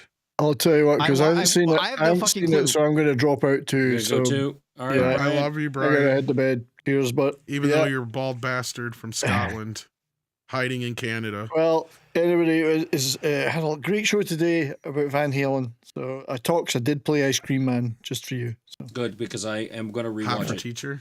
That for Teacher was played. We did first half on YouTube, second half on Rumble, so we could play some music. But did you do the whole thing on Rumble, or is it? It was all on Rumble, the whole thing. So I can go to Rumble and watch the whole thing. Cool. Yeah, I played a lot of Still tunes. listening. It was good. So Is Culture still listening? and I got nothing else I'm going to plug. So All right. have a great night, everybody. He's gonna go plug his wife. Oh, I hope so. Birthday, Jason.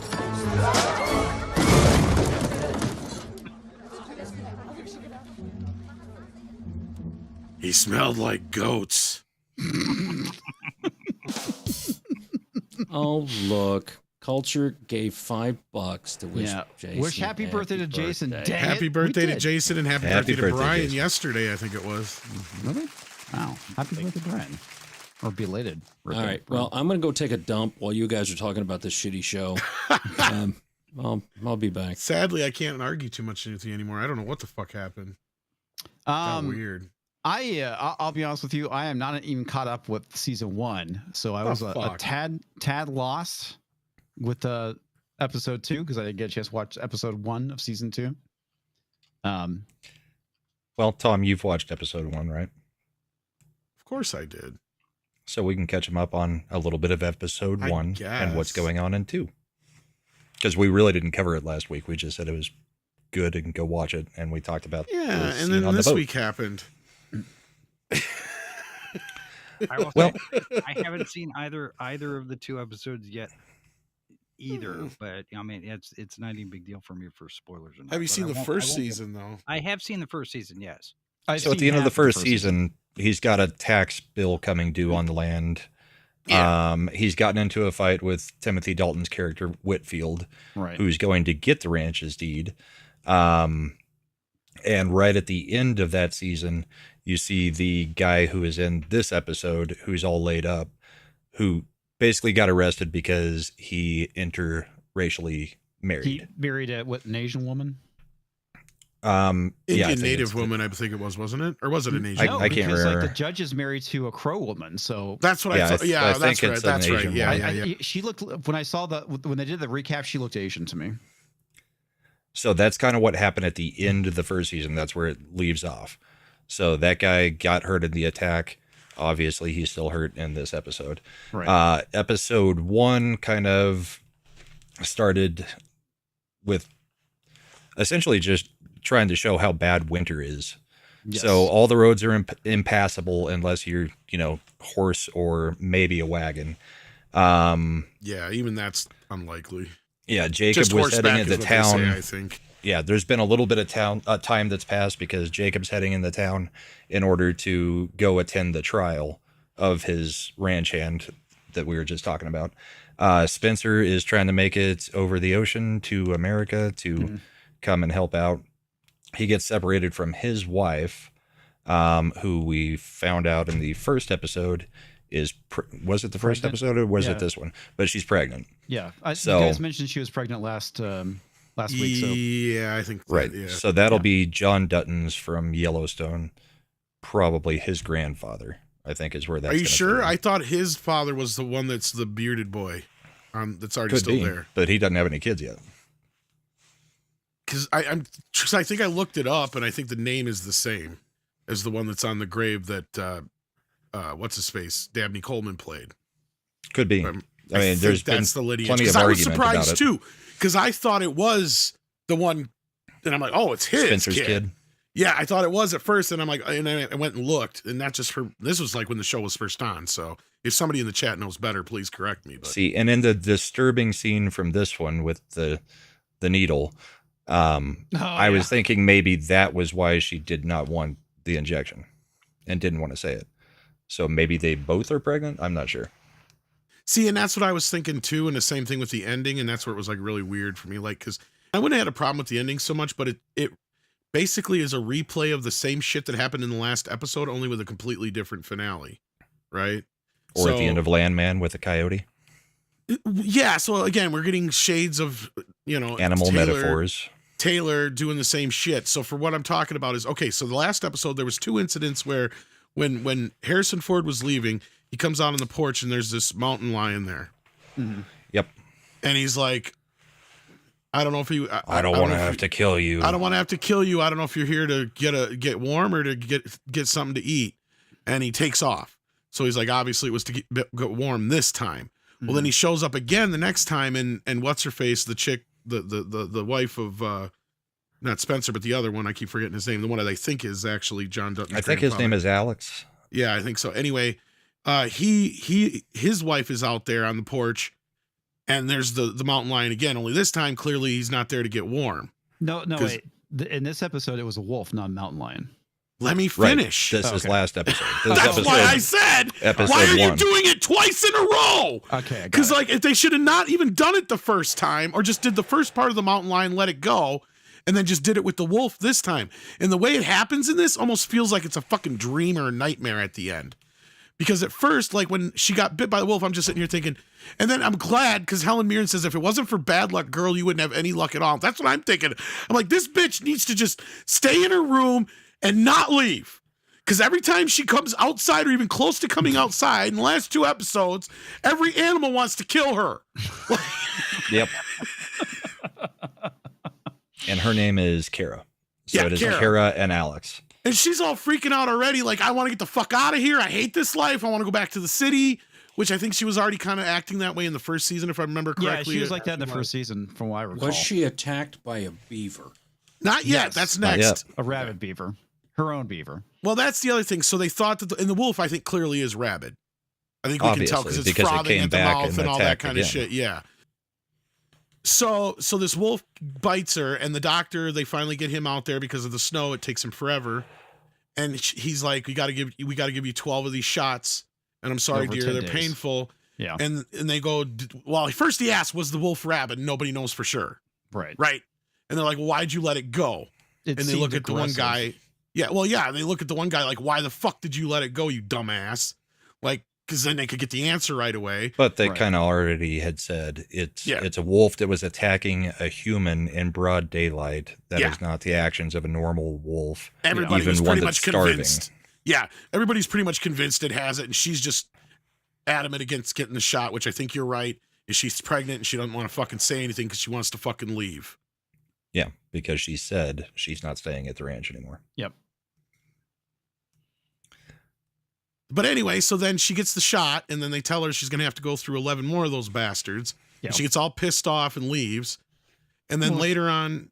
she goes to her room. She's crying. She ran to her room to cry. Helen Mirren comes in. Yeah. And then, but then to cap it off, though, to the wolf thing again, the wolf somehow gets into the house through the door. In the middle of the night. In the middle of the night.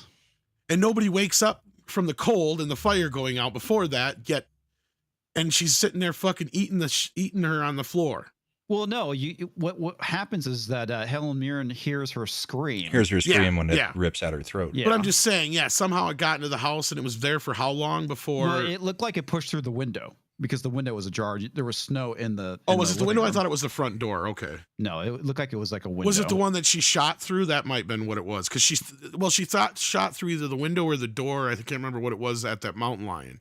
But it was like on the inside of the porch. Maybe it was that same window. You could be right. Yeah. Yeah, because you kind of see where there's a hole and there's like snow all over the living room. That's what I'm saying. So it had to have been in there for a little bit for the fire to go out in the snow to collect that much too. Well, the fire could have gone on its own. Yeah, but the snow was all collected in there like a fucking quarter inch on the floor. But the weird thing is if you had the window already broken and you knew that it was going to be snowing in, you wouldn't have had the nurse bunked down on the couch in the room full of snow. Oh, it was the nurse. That's right. You're right. It wasn't the daughter. It was the nurse. No, okay. it was the nurse. Yeah, the daughter's in her room. I'm not sure where the doctor was, but the nurse was staying in another room. Yeah. Right. So the nurse is who got her throat ripped out, and she's the only one dead that we know of. Yeah. But between the scream and her getting there, I don't think there was time for anybody else to be attacked. Right. No, but like that's where you're right. You're right. For some reason, I was thinking that she was on the couch for some reason again. That was my fault. But like, I was confused by that, and I'm just like, why are we doing this? It was very obvious it was the nurse because she was wearing white. You're right. So it's not as bad as you think. It's not some weird thing where they're killing off Kara. It came off like a weird dream. It came off like a weird dream, and so I'm still wondering if it is even real. It's coming off to me kind of like he did 1883, where all it is showing all the hardships of being alive at that time. Like, he's just going to keep hitting you with whatever hardship he can show in any given episode, because that's all 1883 was. We're going to have a tornado. We're going to have an Indian attack. We're going to have another Indian attack.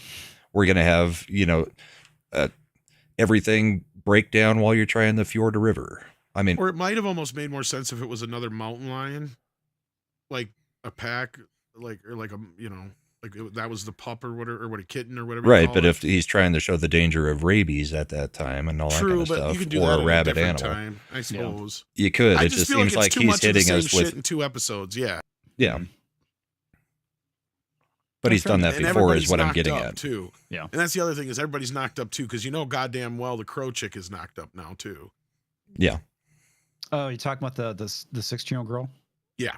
The one that nobody cares about, that we all fast forward through when her scenes are. Yeah, I know, because I was like, who the fuck is this guy? Oh, I was like, oh, okay, I remember who she is now. And again, they keep showing this because it's obviously they're showing, the 2 great-great-grandparents of the 2 main characters of Yellowstone being, what's his face, Crow, the leader of the Indian guys, and John Dutton. But I still say they should have separated the 2 shows so that, because it feels like such a jarring jump between, because there's no connection. There's absolutely no connection between these 2 stories. So is she supposed to be related to somebody? We think she'll be the great-great-grandparent of the guy who is leading the reservation on Yellowstone. So whatever kid she's having now will be the parent, one of the parents of the native character in Yellowstone. Gotcha. Basically. The chief of the reservation. Yes. Yeah, I think that's what they're doing. But yeah, like you said, those scenes don't interest me so far. Well, they're like I said, they're disconnected from everything. So yeah, it's disconnected in the same way that bouncing around in Kevin Costner's movie felt disconnected. It's like we've got 7 or 8 different storylines going on with 7 or 8 different main characters that nobody has the time to actually get to figure out who the hell they are, and we're not going to get them brought back together, at least in the first movie. Mm-hmm. Yeah, but that's where I think it I thought was interesting was I was like, a female marshal, is that actually a thing? I actually googled it. There was not that particular character, but there was a female marshal, and that felt like a backdoor pilot. Yeah, that's the chick from Dexter that played his sister.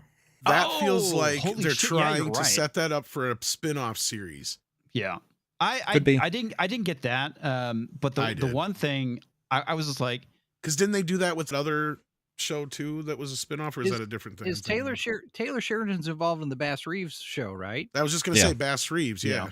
But that's about an actual person. That wasn't an actual, Bass Reeves was a real person. It may not have been very true to that person, according to Mad, but he was the Lone Ranger.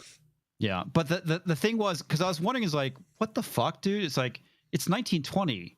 It's like there's no way there was a U.S. Marshals that was female during that time period. I googled it. There actually was one. So obviously it wasn't her, but I was like, okay, that's true to history. I don't have a problem with that.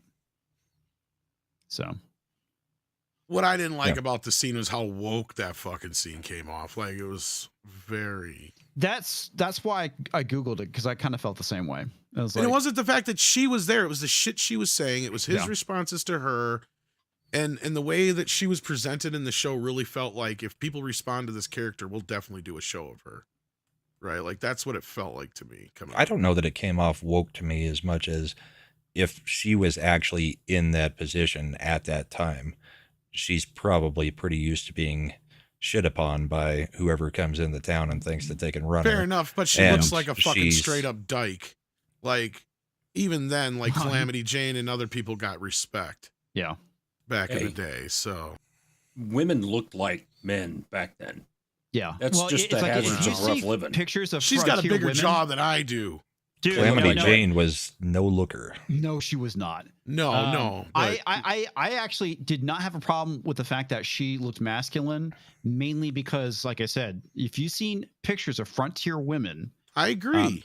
They were especially not, those involved in gunplay. She called him a fucking bigot, though. Who used that term back then? Nobody. Yeah. Exactly my fucking point. That line did feel off to me. Yeah. That's my point. I don't have any other problem with the scene other than the way they're in. If you listen to what I just said, it was their interactions, right? Like, because you're right, 100%. She looked like a dude. She got a jawline bigger than any of us on this panel. Right. I'm not going to fucking deny that. I have no problem with that. To be a marshal like that, or to be somebody in her position, you would have to be a tough fucking broad like Calamity Jane or any of those women. But that being said, it was the way their interaction came off to me that was woke. And it felt like this is Taylor just trying to put this in here. I'll be honest with you. I didn't think it was necessarily woke. It just didn't feel right, to the time period. Dialogue was wrong. And I don't even like that character that she's talking to. And that's the other ways they're presenting him. And I'm sure there were plenty of guys like him at that time. But again, this feels like it should be in a completely different show than the Dutton show.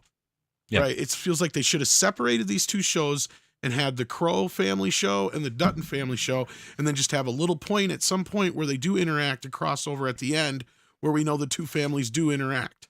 If you even get to that point. But that's maybe why he went with the title being The Year. So that you can but all the shows show are supposed all to be that called history. that now, I guess. By the way, did anybody see Emily Bett Rickards as Calamity Jane last year? No. No, but I didn't they have her as a character in... Go ahead. No, it's Felicity Smoke from Arrow. No way she looked like that. No, she's actually not glamorous in this movie. Okay, I was going to say. They painted her down. So, and Stephen Amell as Wild Bill. See, and I'm surprised they haven't done like a Calamity Jane movie yet, because she was basically lesbian. They did it last year. Emily Bett Rickards is but is it making her all lesbian? Yeah, but you're talking about some movie that nobody fucking watched, dude. I'm talking about big studio, like the real story of Calamity Jane and all the women she loved. They had her in Deadwood, right? Yeah, she was in Deadwood. Yeah. They hinted at her lesbianism in there, but she never really went too far. Yeah. It wasn't the whole thing of the show either. She loved, it showed her admiration and love for Bill. But it was basically like she couldn't love any other man but him, basically, is kind of the way she's seen it, kind of thing. Right. Trying to remember what was I love Deadwood. No, that's a good show. Yeah, that was a good show. But now the thing was, okay, so now you were language. confused. So what's going on with Spencer is he saved this kid in the last episode. He was the one that was getting butt raped on the boat. Yep. And he was going to kill himself too, and then he stopped him from that. So he's technically saved his life twice. So then he brings him into his family, which we find out is literally La Familia. Yeah. Full-blown Italian. Yeah. Italian mafia. They even have a talk about Mussolini coming to power and a whole bunch of other stuff. Yeah. And I can't say I didn't dislike the whole thing there, because it kind of come off as funny as like, I get what was going on there, because they're like, they would see that as an insult for him to just take the fuck off like that, and he wouldn't understand the idea of why it is, even though he should have just went and told them, or over dinner explained to them what he needed to do, and they probably would have facilitated it for him. But the way he treated them, in their eyes, was disrespectful. Disrespectful. So I just kind of like that part. He empties the bullets out, and then he goes, he basically pulled the trigger, and there's no bullets. He's like, "You're lucky he wants you alive." Yeah. See, I have a feeling this guy is gonna come with him, because they've had enough of these two. You know what I mean? At some point, they're gonna have some kind of interaction. He's gonna come with them. It's because they need more firepower once they head out to. That's another thing about Taylor Sheridan shows. Especially I noticed from Tulsa King. All these interactions with people like this always lead to something down the road, especially when you need an army of people to show up at the right time. Yeah. So they're going to need more firepower once they get back to town. That could be a carryover from his Sons of Anarchy you know, You get what I'm start. saying?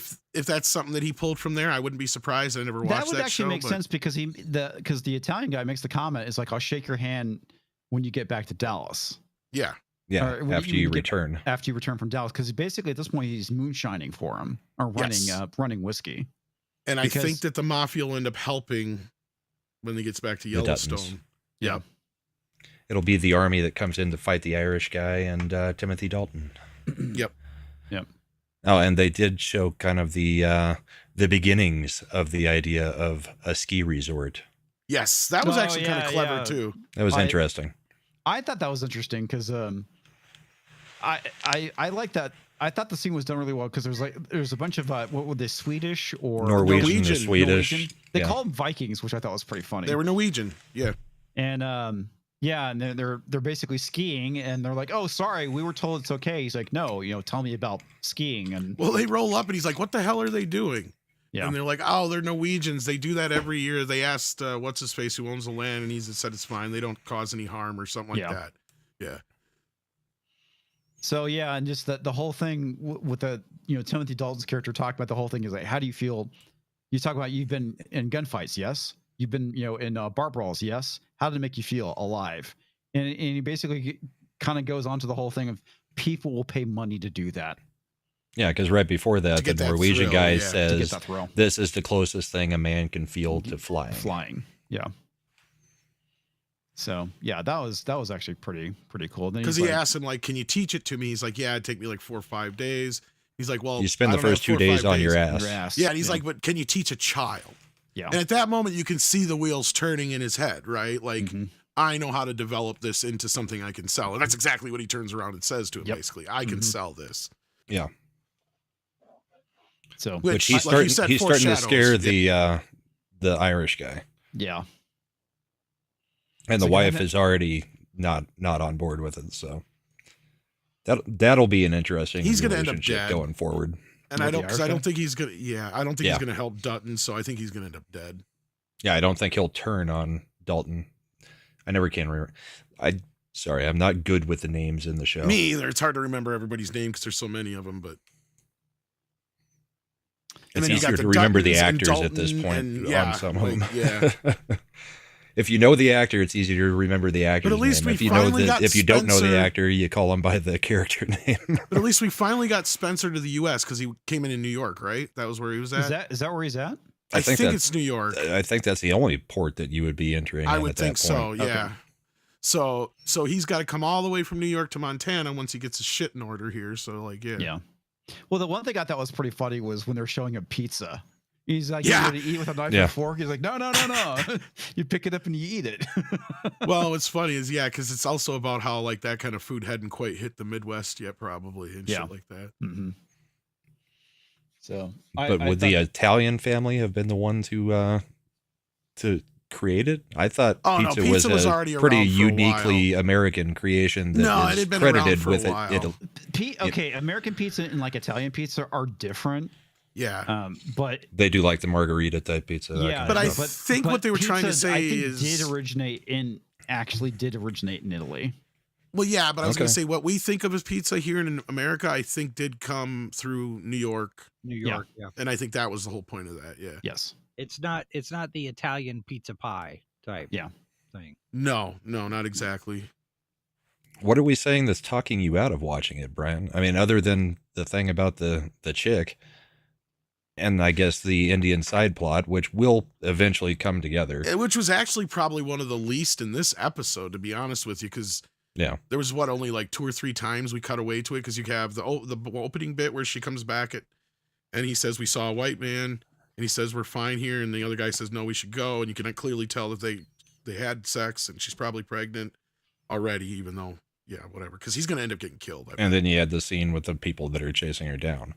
But yeah, it's not been near as invasive Not as as bad this season time. 1 was. Season 1, it was Yeah, a lot of side story with her in it. Yeah. But that was And I just think to get all the main characters moving in a direction. Yeah, and it's pretty obvious where her story is going to end up going anyway. Like I said, that boy that she had sex with is going to end up dying. I think the actual actor died in real life too. Really? I don't know if you noticed that. He was in. Yeah, that was dedicated. The first episode was dedicated to him. Oh, I didn't know. Which What's the character- name? I which just actor saw died? The one that she kid slept she's with, the young sleeping with. kid, yeah. Oh, okay. And Gotcha. and so I think he's gonna end up getting killed, and so is the older guy, but she's gonna end up escaping after, and it's gonna be that cop that tracks him down, right? So Which his could whole also thing is just kind of be mirroring 1883 to a degree. It does, and that's what I've noticed with Sheridan. As much as I love his writing, he has so many like plot things that he uses over and over and over. He has and devices over he again. likes. Everybody has Absolutely. I would say their own tropes, and even with my own tabletop games, I have my own tropes too that I use quite a bit of. So Oh yeah, I mean, I'm not gonna strike say. while the iron's hot. I mean, Look, most it's writers working have a for lot him. of the similar tropes too, right? Like I'm not gonna say that they don't. I mean, but it is what it is. There was just this episode just felt like a lot of things were coming out of nowhere, but I did love certain elements of it. Didn't like certain other elements. Just some things feel like they're repeating and hitting on the head too hard. The with, one like, thing the wolf I like that they showed was like how fucking horrible sea travel was during that time period, and how the yeah, they have the especially when rough she's sea. in the hookers and thieves cabin. Yeah. Well, and it also makes you wonder if she's even going to make it to America. There wouldn't have been a point in even having her in it if they didn't get her to America. I mean, if he loses her, that if she dies at sea, he's probably never going to find out that he lost her. As far as he knows, she's at the estate. And nobody at the estate knows that they're married, so there would be no reason for him to ever find out. And if her friend doesn't hear back from her, but yeah, you're right. I don't think they'll kill her. I think you're right. Plus, after just introducing that she's pregnant, that would, and if you're going to do something, you would do it when she gets there and she's like 8 months pregnant, and Dalton kills her in front of him or something. Yeah. And kills the baby along with her. That would make more sense. That makes more sense. You're probably right. Especially if it's not the grandfather. I wouldn't put it past him to have, since the ship was in rough shape when we last saw it and the storm bit, like it isn't lost for a while or something like that. And then and then he gets a letter from her knowing she's supposed to be on that ship. And because that's the thing, is the letter that she's reading, I think, is her sending a letter to him, letting him know what's going on. So that's why I was saying is that I think there's going to be some point where he thinks she's lost at sea or gone. They kind of already played that card in the first season too, though. Again, you're getting where I'm coming from, though. I know he what does you're repeat saying, these but fucking tropes over and over and over again. But having 2 miraculous survivals of a sunken ship is taking it a little bit further than just having 2 wild animals on the porch. I remember what you're talking about now from season 1. But again, I wouldn't put it past him. That's the problem. I'm bracing for the worst, hoping for the best. Does that make sense? He surprised us in a few ways in Landman that we thought it was going a very specific direction, and it kind of took a swerve for us. So let me be wrong. That's what I'm trying to say. Is like, let me be wrong. Like, I hope I'm wrong. Yeah. Either way, the show's good.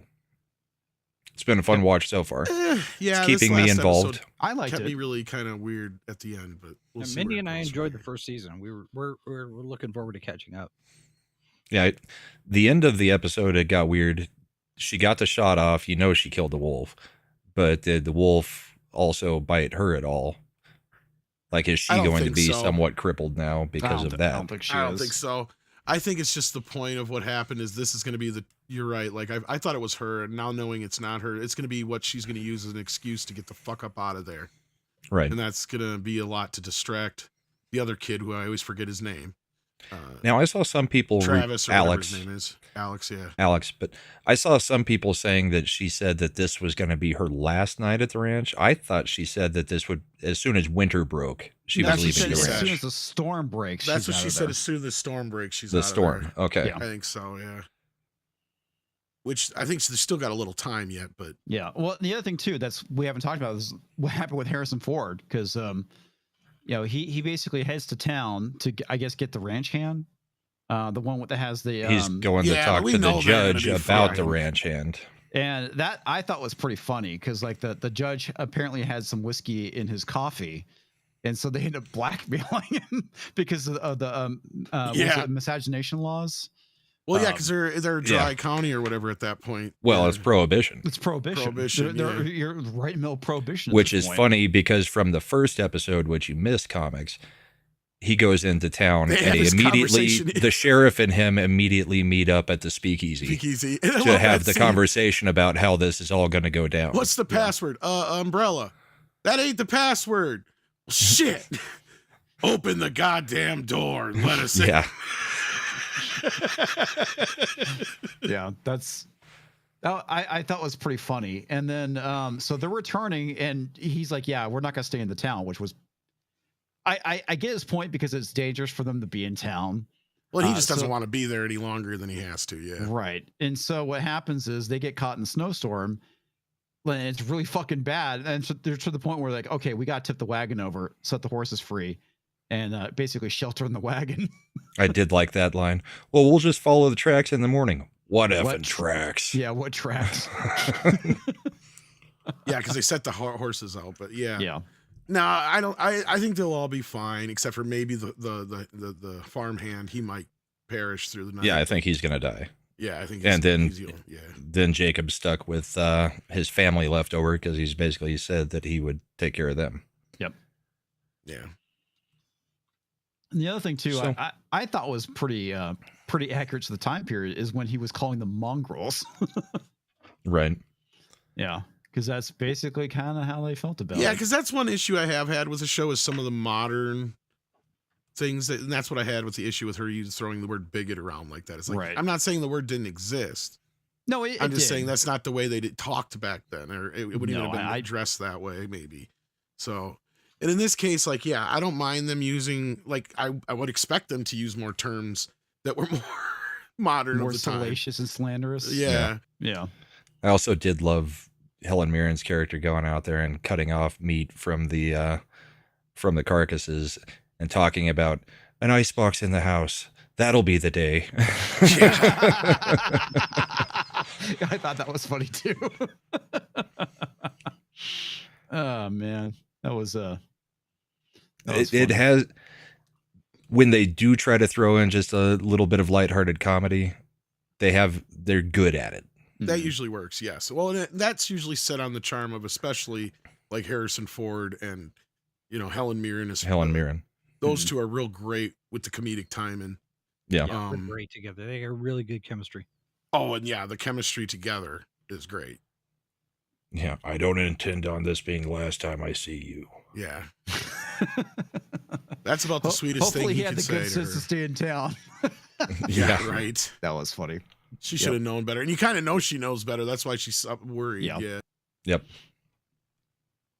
No, all around, I've enjoyed the beginning of it.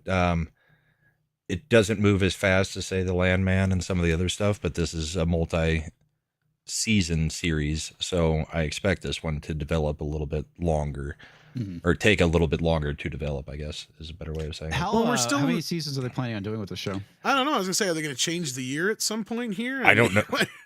I don't know how many he's got or if he's got any. I think he's just assuming that the way things have been going, they're going to keep letting him do things until they tell him you're not doing things. Stop. Yeah. I mean, he's basically running that whole studio at the moment. Every show is being pumped through him. Pretty much. Well, and that's my understanding too, is from here on out, a lot of the shows are just going to be named after the year. So like even the Yellowstone spinoff is supposed to be called like 2025 or 2026, whatever year it is to get it started. Well, that one I thought they were calling the 4-H's because it's about the 4-H's That's a separate ranch. show. That's a separate show, Okay. from my understanding. Okay. So basically what would be the de facto 2.0 Yellowstone show with all the characters from that carried over into... Okay, I'm confused. Where Beth and Cole Hauser go. Yep. Okay, so they're going to continue on with various characters from Yellowstone at this point? Yeah. That was always the plan. Which is once exactly Costner what I've been left. saying since day one. Exactly, and I knew Paramount was going to pull it this week, even though they kept saying, "Oh, this might not be it. We're going to continue." I knew they were full of shit. If you guys remember me saying that, because I said, they're going to want to do this, so this way they can get rid of the Yellowstone name, so that they can take it off of Peacock, because that's the one thing that's been a big point of contention since day one. Because other than outside of the U.S., Peacock gets first dibs on Yellowstone.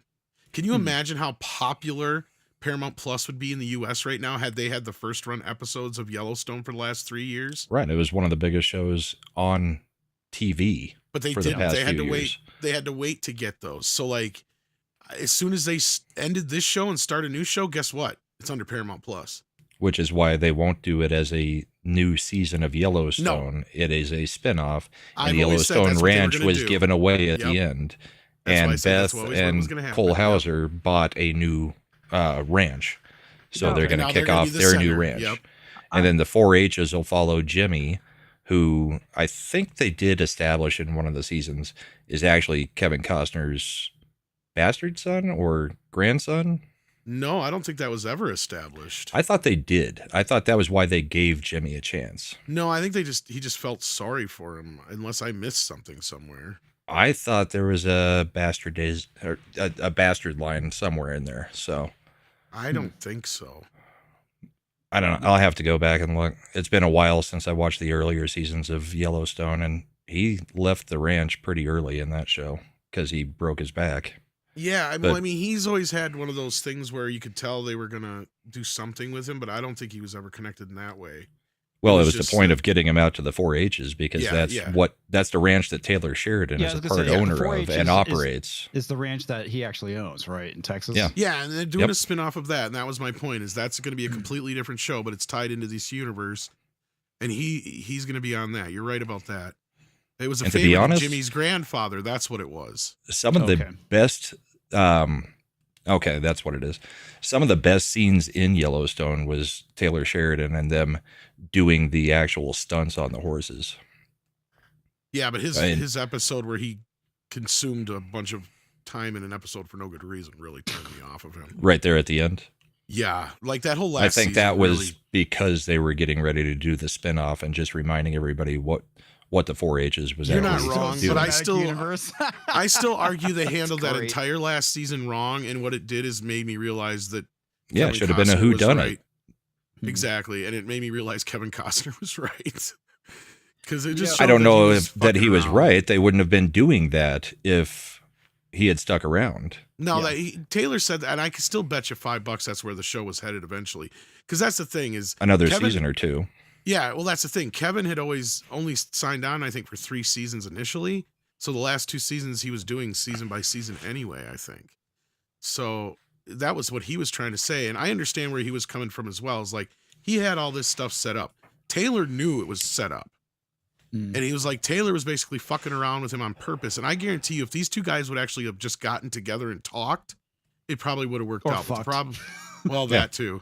But the problem you had was you had managers and agents and people like that talking to each other and lawyers instead of actual. You're probably right. Yeah. If they actually talked, maybe things would turn out. But you got to think about it from Costner's perspective, where he had contracts set up, things paid for, people planned, schedules set up and made for hundreds of people. And I get it. And I don't think either of them has badmouthed each other in the press. No, not really. No, I mean they've had their little. They said it's a shame that it happened this way, but I don't think they've. But I still think they could have bridges. done that last season without anybody really caring about it at the end. Because I felt like if you'd have just done the "Who Shot JR" ending with it, regardless if we all know if Jamie had anything to do with it or not, right? Spoilers for those who haven't fucking seen it yet, but it's been out for months. They now. give it away in the first episode. You really only have to watch the first episode and the last episode. You don't really. You really only have to watch the episodes before the final episodes start. You already know that Jamie and the chick are going to do that. Once you know that, yeah. But I mean, just to see what happens leading into it, I guess is my point. But like, have you noticed how many things have you noticed how many things they've thrown her into now? Taylor Sheridan's he's building a stable. Because the chick who played Jamie's girlfriend / attorney chick in Yellowstone, she was the sister in 1883 that ends up killing herself in the first or second episode. She's been in The Lioness. Yeah. Okay. And I think she was in at least one other of the shows. Yeah, he has his little stable. Yeah. Yeah, he's building a stable of, and then people that he has worked with in the past he's bringing in, like, what is the other show that he's doing? I mean, obviously, with The Landman, he brought in Billy Bob, but there's one other that he had worked with another actor, and they're basically starting another show. The daughter is in 1923. Yeah, she's the one that got bit by the wolf. Oh, that's her. Okay, that's her. That's the daughter from Landman, as the girl that got bit by the wolf. And yeah. Okay. In 1923. And that's another reason why I think they were trying to get rid of her, actually. And then I didn't realize that wasn't her at the end. I forgot it was the nurse who stayed on the couch. Because I thought, they're getting her out of this show so she could be in Landman more. That's probably what it was. But now you say that, yeah. Either way, she's going to try and leave. So I still feel like she's going to be a reduced character, especially if she's not pregnant and she tries to leave. Then it'll be just like whatever. And then, like you said, they'll probably have a copycat of Landman, where the other kid will start taking care of the other family and fall for that chick. Watch after the one hand dies. I'm sitting here listening to all of this, and I hear from Tom's comment about Taylor Sheridan is basically building the Paramount Plus lineup. If it wasn't for South Park, yeah, he basically. is the lineup. In his spare time, maybe we should give him Star Trek. If you actually care, I don't think it would fit him in any way. No, I don't think it would either. Honestly, the most modern thing he's doing is Landman in its current day. The only thing that could fix Star Trek is if you actually get some real fans involved. That's one of the only ones. The person who should be running Star Trek right now is Robert Meyer Burnett. Yeah, like Robert Meyer Burnett and Mark and the other guy who was running it for a while there too, who went over to Terry Matalas could do Terry it. Matalas. Not him, but I'd be okay with Brian Fuller. That's not even who I was talking about. Who jumped ship over to? Who's the guy I'm thinking of who jumped ship over to Orville? Who was the big producer for years? Bring him back. Yeah, bring him in, because that's who Robert always says. Didn't the Orville actually have like several writers that wrote for Trek? Yeah, a ton of Star Trek alumni ended up over there. Yeah, that's basically what you need is a nice collection of classic veterans who used to work on the show, mixed with some newer fans, and who can bring a little bit fresher. I actually would be okay if Otoy did a turn, because they're the ones that did the reunification short. Oh yeah, You want to know what I think is going on with that Shatner thing? I think that has something to do with it. I think that's connected to that. Because I'm thinking about it, and that's the most thing that makes sense. Because the last time Shatner would be seen would have been that age in that same way, or because you could have like Picard say, "Oh, I know somebody who can help us. Go get him out of the Nexus," because you're always in the Nexus once you're in the Nexus. Well, that's one thing I was trying to figure out. I heard about him signing up for Trek, but it's like, what the fuck are they going to do? The other thing that they could do would be he would play himself as the older Pine version, because that's the only other thing he could do. Well, the other thing that I got told today, the possibility was that maybe he's re-recording some of the Kirk dialogue from the Khan audio that just got that could plausibly be, but that would be really lame if that's what they made that. Wait, what? No, because this sounds like a completely separate. Take over the computer voice. Yeah, not to disrupt you, Jason, but from what he tweeted out, it sounds like, because he said this has to be about Kirk. Sounds like a new show. Yeah, it sounds like something completely separate on its own. So that's what I was getting at. Yeah. And I agree with Deadman. Manny Cotto would have been perfect, and it's really a shame that he's not with us anymore. I mean, Shatner looks great, but dude's like in his fucking 90s, right? 92 or 93. I think. How the fuck is he gonna carry a show at 92? Shatner. Okay, well, that's why I think they'll do the unification thing. Going to the Galaxy Hooters across the universe, picking up the restaurant at the end of the universe. Yeah, just picking up. Yeah. Well, because the actor that they had in reunification, Sam Witwer, was not CG. That was actually a guy. And those guys, one of those guys actually came into our chat from Otoy, because we were talking about it right after it came out, and they came in our chat, and because Script Doctor and a few other people were saying, like, they can't do voices and shit yet, or talking, it doesn't look as good. And Otoy's like, no, that's not true. We had it in there, but they made us cut it out. And by they, he meant Paramount. Gotcha. And so that's where I think this is going to go. It's either going to be a limited series where it's going to be this whole idea of, because also Shatner hinted at, we know my character died under a bridge, or did he? Yeah. So there's like, so my point was this, and that's why I always kept asking, and some other people were asking too, is like with unification, is that him going to heaven, or is that him still in the fucking Nexus? Because if you remember the whole Nexus, what it's about is you can be anywhere, anytime, and you're always in the Nexus. Remember, Guinan told him that. Right. He's like, wait, or told Picard that, remember. Because he goes, Picard goes, wait, you're here? I thought you were on the Enterprise. She goes, I am. And I'm also here. I've been in the Nexus. And then they used that ending for Lost. Yeah. Yeah.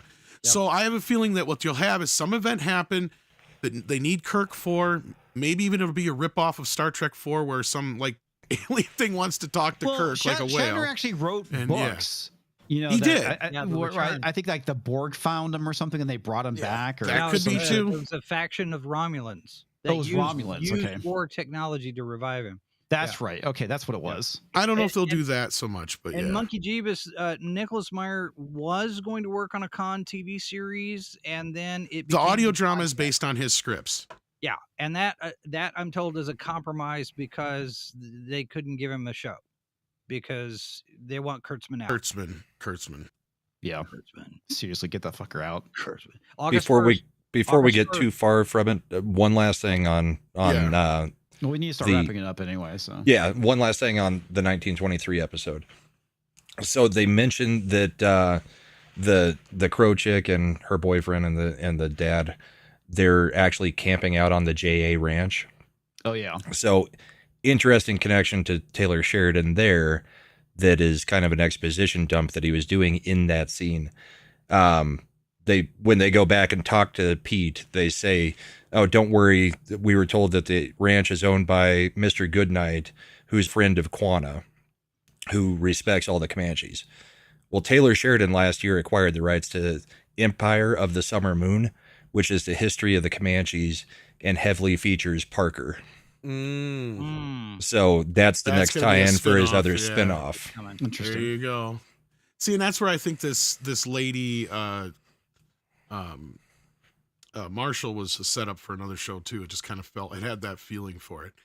But well, he's setting up things that could be going somewhere, but this one he bought the rights to that story. That's definitely going so that one is sure, a spinoff that will be coming down. I bet you're the right, Sheridan verse. That makes sense. But yeah, no, and the other thing, my other theory for Shatner is that it's just, and this sucks, but it would be him playing the 09 version Chris Pine Kirk, who never died under a bridge. And he'd just be that old now, and he's coming back as old man Kirk. I also had a suggestion in the chat when we were talking about it last week. Somebody had said, what if he could be a hologram instructor in Starfleet Academy? That would be gay. Well, I mean, yeah, but then you could use CG to de-age him because he's a hologram. And I know who you're kind of getting that rumor from, and here's the thing with that.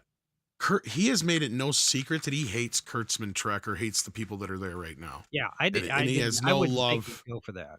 And it sounds like this is a completely separate thing pitched to him by a different writer who's going to pitch it. Now, I think if anything, Kurtzman will cock block it as much as possible. Yeah. Because if anything, I think it's got to be something that's revolved around Kirk. It could be animated, so he'll just do a voice, and it'll be like a young Kirk show or something like that. It could be what I said, and it'll tie in with Otoy, and it'll have something to do with the Nexus, which would tie into Picard. Because then you probably have to get Picard because he's the only one who knows he's in the Nexus. Yeah. Right? So that makes sense. What if we do the adventures of Kirk and Sulu? Oh, God. I'm sure he would not sign off on that at all. Oh, yeah, yes. Tune in next week for the voyages of the SS Blue Note Bar. But yeah, so I have this hard time believing he would take any part in an academy or something where it would be just some lame fucking cameo. Because that's something that he has never said he would do. Yeah. He's got a pretty massive ego, so. Yeah. What were you saying? William Shatner? Yeah. No way. No. What did Jason say? No, I said Kurtzman's done anyway. Well, we don't know yet. That's still up in the air. I have no. Are you fucking kidding me? That guy's supposed to be done. Okay, where? So Tom and I both have at least one contact that we shared. So and he told me he has to get bought out. That's the problem. Well, what I heard is a few weeks ago they told him we're not renewing your contract. It's up at August 1st, and he's done. Okay, that's one of the reasons why they just started shooting season 4 of Strange New Worlds today. That's a shit they need to fucking kill too, because they're trying to get it all done. Apparently, they've got a deadline of July 31st to get everything done. And Academy is likely to get Batgirled because they've been including editing. They've had to reshoot so much of season 1 that they've blown the budget for season 2. Is what I got told today. Wow. That's one source. I can't verify anything because I don't have those sources. By the way, if anybody wants to be a source, if you know what you're talking about, I know what I'm talking about. Star Trek sucks right now. It does. Yes, it does. Yep. All right, we're gonna get some super chats and we're heading out. Brett McCann for $5. Warhammer 40K, Imperium of Mankind are not fascist. Yeah, that's what I thought too. There are Holy Roman Empire analogs, Crusaders, Heresy, God, Emperor, Pope figure. Authoritarians, yes. I would definitely say they're authoritarians. I did not see them as being fascist, though. Pinochet's helicopter tours for $1 sounds like the jumping between two stories has the problem Caprica had.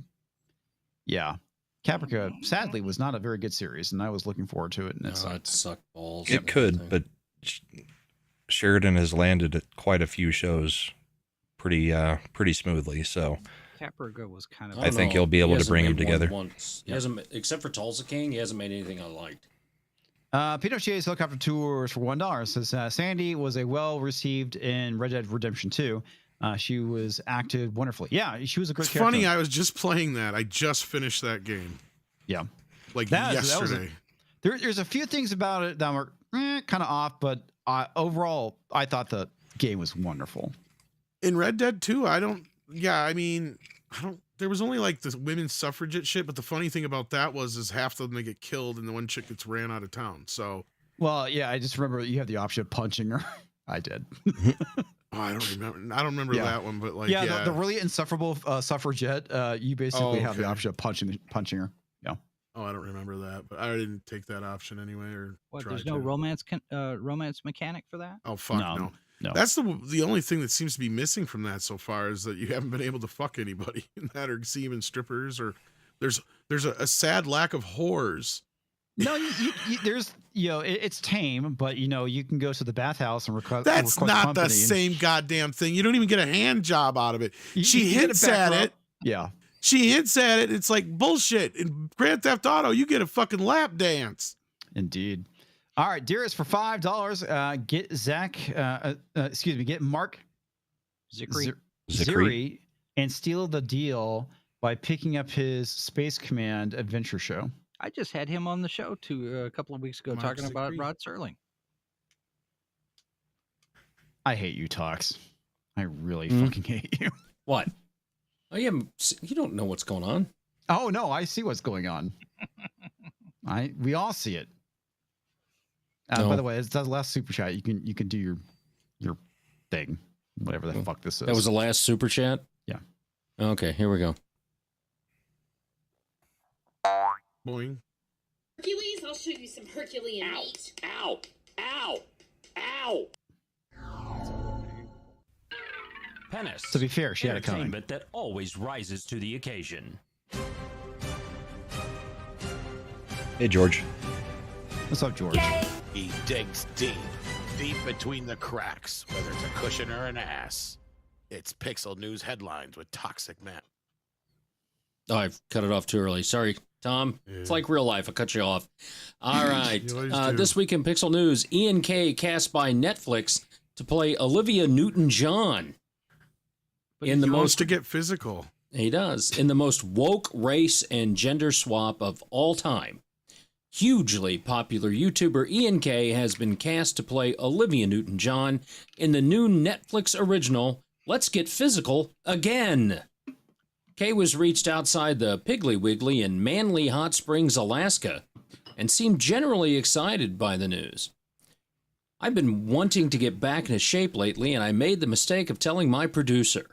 Apparently that jackass sent in those headshots I got while on a 7-day Tijuana bender in 2018 to Netflix casting. I then made the mistake of telling the producers I knew how to roller skate. Fuck, jackass. No production timeline has been released as of this article's publication. I already want out of my contract. Already under contract there. It's a roller skating with Olivia Newton-John. So it's in development. Point of order. It's because comics likes gold. Yes, point of order. I have a question. Yes. Is you said this is a race swap too? Gender and race. Right. How is it race? No. She's Australian. He's American. That's not a race. Oh. That's not a race. We haven't gotten your super chat yet. How can we have forgotten it? You literally just dropped it. She's an albino aborigine. And in Disney news, for the 6th year in a row, she ain't going nowhere, folks. She's still around. Yep. Somehow Kathleen Kennedy returned. Do you guys see she the Guardian? returns? She curved herself into existence again. Real quick before you get that, George, for $5. Hey, George. Hail! All hail you beautiful bastards. George. In entertainment headlines, Kimmel to host the 2025 Razzies. They've already happened, but that won't stop him. With ratings for the Oscars at all-time lows, many of Hollywood's elites are turning to a different award show in 2025. With so many A-list films, actors, and directors being nominated, the 2025 Razzies promises to be a star-studded event watched by dozens. This year's Razzies talent coordinator, Ian Kay, he's really getting around in Hollywood, spoke about the Kimmel casting outside the Arkansas Rice Festival Association headquarters in Weiner, Arkansas. It's really there. The award show, these awards, our show is about the shittiest films of 2025, needs the world's shittiest host. That's right. Oh, there it is. He will host it in blackface as Karl Malone. No. He's done it before. Oh, okay. Is Weiner, Arizona, the home of the Oscar Mayer Wiener, or is that just baloney? Weiner, Arkansas. No, Weiner, Arkansas is a real place. And when I looked it up, there was a building there that is the Arkansas Rice Festival Association New Mexico. headquarters. That would be what the? Wait, Mexico's what? right. Huh? What? Man dressed as Jedi. Funny, you still fucked it up. I know, it's my fault. Man dressed as Jedi caught trying to smuggle cocaine into U.S. by hiding it under his wig. I wonder who that was. Obi-Weave Kenobi. There it is. Let's try it. Obi-Weave Kenobi. It's only a weave from a certain point of view. Yes. This is a Parrot Head found this one for us. Marvel rebrands Captain America Brave New Toilet Wand for kids. In a move that smells of desperation, Marvel Studios has rebranded the latest Captain America movie for kids, calling the movie Captain America Clifford's Giant. Nope, not for kids. That's way to go, Marvel. Yeah, Clifford's Giant Red Rocket. Yeah, Clifford's Giant Cock. Well, it's funny. You could be right. It's a movie that smells of desperation too. Definitely does. Yeah, it smells of something. And Doggy Dong. Yeah, that's right. Well, it is in the dump month. That's true. Fuck you. It's February. Clifford's Giant Red Hulk. New York City in panic as Cuomo announces run for mayor. Millions feel fear for their life. Yeah, he's going to run for mayor. Man is coming back. Really? What? He's running for mayor. Is he really? I thought he was governor before. Yep, governor before. Oh, that's right, governor. All right, I was like, I thought he was already mayor at one point. No, as governor, he just managed to kill a whole bunch of people by sending them into nursing homes. So it's a downgrade. Yeah. Then he got pulled down for sexual harassment. Yeah. Well, and the nursing home, whoever runs against him, the nursing home thing should be the only. Focus on that. That's your campaign to. You're like, how's your grandma doing, Cuomo? Yeah. It's New In York. other news, Chris Cuomo is going back into the news so that he can run cover for his brother. I got these chats. Oh man, this one I found this article: $3 million golden toilet. $3 million golden toilet. I can read. Stolen from Culture Casino's San Francisco mansion. That's too bad. Guess he should have had Amaranth security. Yep. He should have. He looks very sad. Yeah.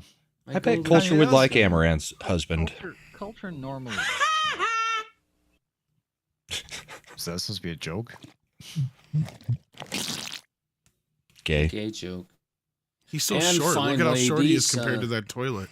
Ooh, that's it's literally the same picture. It's literally the same thing. It is. It's literally the same thing. Tonight's headlines are sponsored by Culture Casino's Cock Grease. Extra hard. When you need your cock greased, call on Culture Casino. Correct. So is it grease for your cock, or is it grease made from cocks?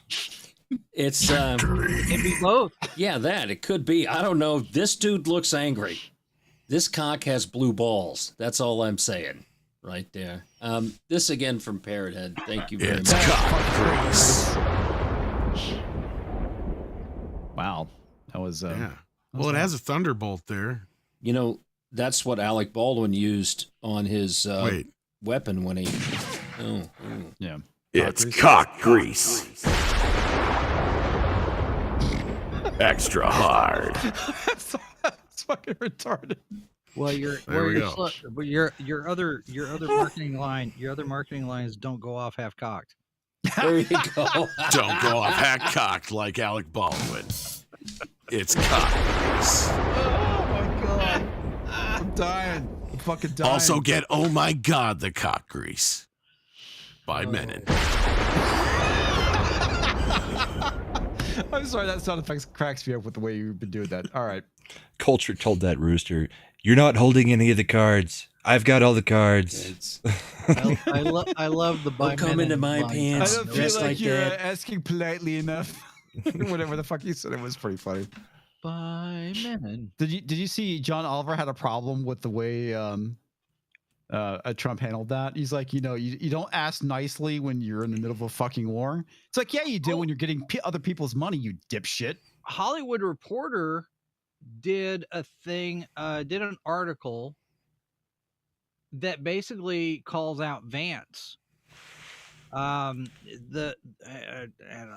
me see. Everybody who didn't watch the first 40 minutes of that interview tried to put it on Trump and Vance, not on Zelensky, for rolling his eyes, calling Vance a bitch at one point.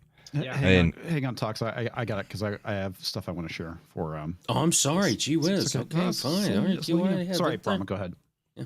No, I'm just saying. I mean, if you watch the whole interview, he exited on the Zelensky whole was a time until dick they for blow up at him 45 because, Yeah. especially when he was like, "Well, it's a nice ocean you guys got there. I mean, sooner or later they're going to cross it and kill you guys too." And Trump was just like, "No, No, they're you not. don't tell us what we're going to do or what's going to happen to us. Yeah.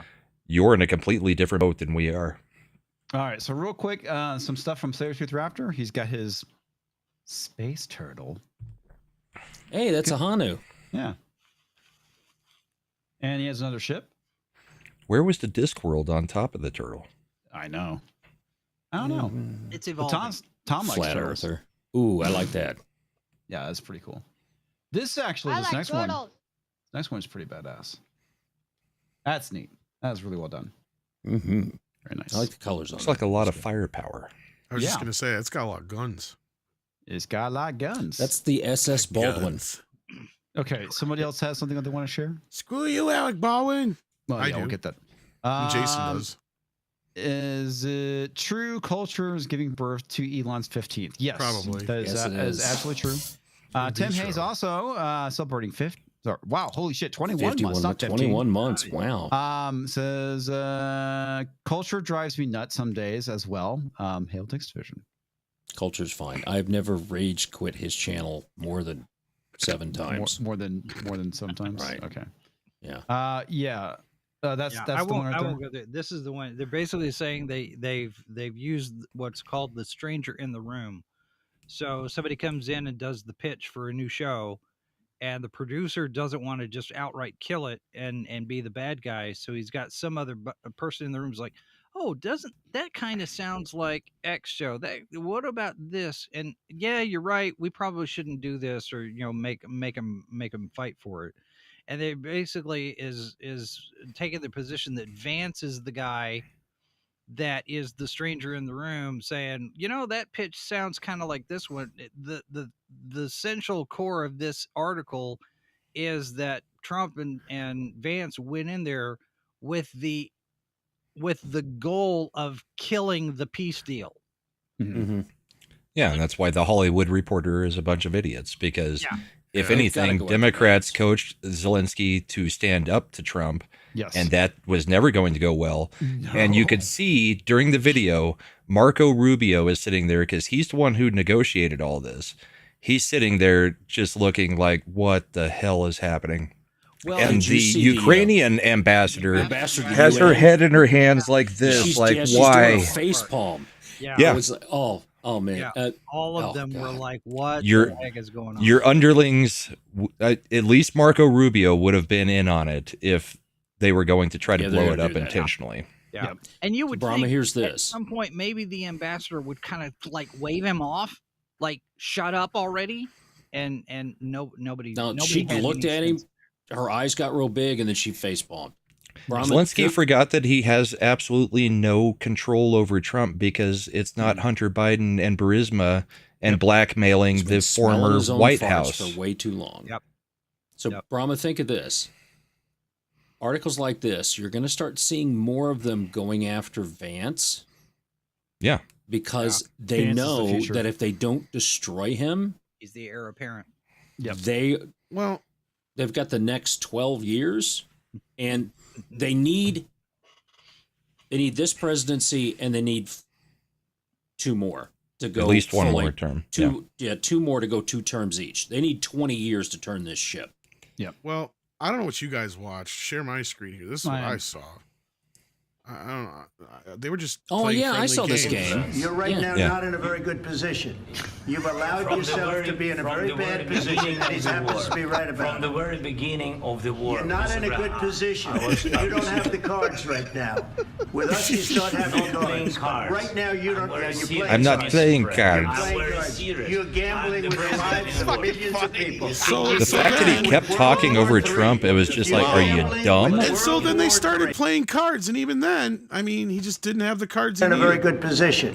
You've allowed yourself to be in a very bad position that he happens to be right Send these about. to me, Tom, for Sunday You're not in morning. a good position. You don't have the cards right now.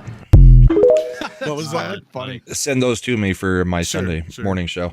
I don't know if anybody's noticed, but Trump is now running the presidency a lot like he ran the Apprentice boardroom, where Eric or Donald or Ivanka would say the mean things on his behalf, and then he would come in at the end and be like, "You're fired." He's letting Elon Musk and JD Vance do the pit bull thing while he sits back and kind of judges how he thinks they're doing, and then he jumps all over the person if they try to push back on it. That's fucking hilarious. Yeah, that's brilliant. Well, it's a complete change from the first term where he did not trust anybody to say anything for him. Yeah. Remember, at the end of it, Kayleigh McEnany was a very good press secretary. She was. But by the end, they didn't bring her back, she was not doing any of the press stuff. Trump was talking directly to the media at all times. He didn't even like having her, as effective as she was, being a spokesperson for him. So that's how comfortable he is with Vance and Musk doing things at this point. Right. Still can't it's a complete turnaround from the first presidency. But Elon's secretly running the presidency. Aren't you concerned that Elon's running the presidency?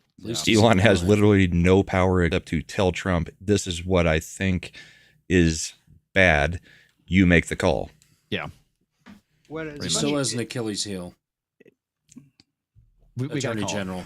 Yeah, I agree, but we do have to call it. It's late. Yeah, you've got one. I was trying to get to that. From Mod Eric K on the Green Machine, people forget Biden was yelling at Zelensky for the same thing reported on news, and Clinton called Putin trustworthy and a great politician. Yeah. So Clinton did flat out say that. He never broke a promise to me.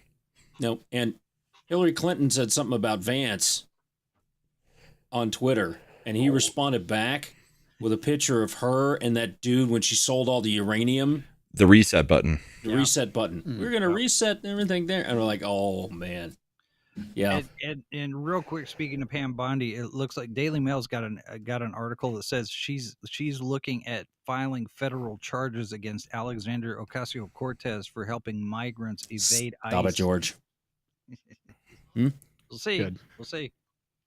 But they also, Kash Patel did get the New York director, the guy who's running the FBI office in New York, to retire today. Yep. Yeah. Was forced out. Yep. That was well there's played. a reckoning. There's a reckoning coming. Subtext: he was fired. Yes, he was told to resign or you get fired. I think everybody knows that, though. Oh, fucking time he started doing that shit. Because George was about to start dropping super chats as soon as we said we have to go. Oh, God. So I preemptively got him. You nuked him in the chat? No, I did not. I'm not going to block George. George is blocked from one channel, and it's Comics Divisions. Why? Just because. No, I'm not going to block Starting him. beef. Comics is like, I like super chats. I'd like more super chats. George has. I think you can help me out with those. I think we can do that. Let's be fine. Shut up, Tox. Sorry, dude. I'm not trying to cut you off, but it's like we need to end. I need to go to sleep. Hi, Tom. Hi. Find me on George, Midnight's Edge. Seriously, dude. Midnight's Edge After Dark. And wait, George says. Wait, so he's doing a song by White Lion? Yes. Okay. Wait, I'm in my driveway. I'll be there in 20 minutes. Keep the show going. So White Lion, I thought it was White Snake. No, that wasn't White Snake. Maybe he wants to talk about 1923. Mm-hmm. Maybe you should fire up a stream, Tom.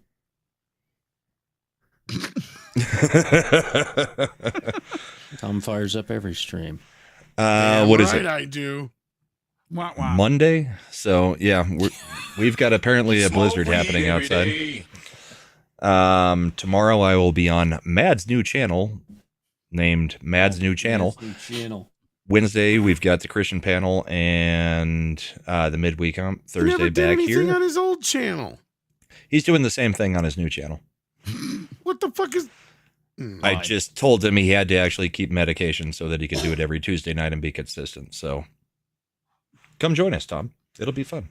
We're talking about Ghost tomorrow. I don't think he likes me. Shred is going to be there. Friday, Ascendant Art. Saturday, I've got Bourbon and Boarding with 70s. And then Sunday morning, I've got the Bullpen, where we'll have my normal co-host back and see if we continue doing a panel of some kind or just go back to me and Little Chad. But Comics and I are going to start our own pagan channel called Descendant Crap. George has something to say. Yeah, I was getting that. I have something to say. I killed your baby today. Doesn't matter much to me as long as it's dead. Are we going to do the rest of the verses? No. Because it gets worse and worse. It does. And we're done. Because apparently killing your baby's fine. Listen, well, actually, I don't think... I'm pretty sure I sang the wrong lyrics on it. Because No, you were correct. Drinking a lot? That was the first verse. I got some. I thought the other one was... Okay. Yeah, and then, that's the second verse is I got some say. Your mother? Yes, I blanked your mother today. It doesn't matter much to me as long as she's spread. Wow, that's pretty aggressive. Misfits. Jason's just sitting there full screen going, I'm not saying any of this. It's the Misfits, man. I'm just saying anything. One last chorus. That's the name of the song. Technically, I know the Metallica version, but You know, yeah. what have I been doing this now 3 years with you, and this is the first time I've questioned that decision. Oh, anyway, all right. Always good to be here. Yeah, we just had today on my birthday. We had our Happy birthday! Thank you very much. Our 800th episode of Live from the Bunker was on today. I've also got video up on how you can fix Doctor Who. We're watching the Kathleen Kennedy stuff. I've got to have Paul DeGarabedian on at some point to talk box office and the Oscars. I'm waiting to hear back from him, so I don't know what day that'll be on. But yeah, connect with us on socials. We finally crossed 2,600 subscribers on YouTube, so we're well on our way to 1 million. So go check us out. Thanks for being here tonight. Thanks, Comics, for putting up with all of us. Speaking of George, did you guys see his new short film he put out? Yeah, I saw a clip of it. I need to watch on this channel. $3.56 for $2. Thanks, George.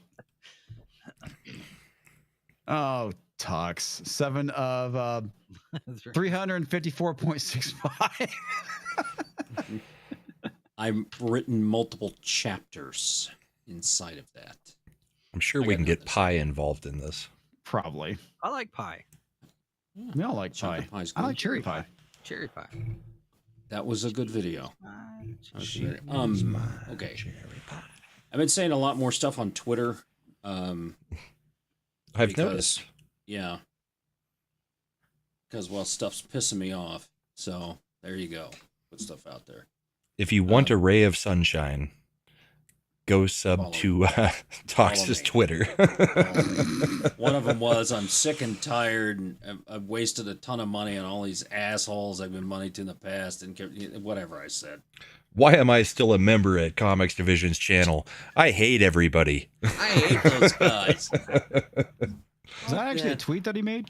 No, I just not. No, I think he said he likes you. It's everybody else he hates. Yes. I said except But for the night is comics and young. culture. The night is young. Joke's on you. You're a member of my channel, bitch. Damn it. And joke's on you. I have you muted on Twitter. Shit.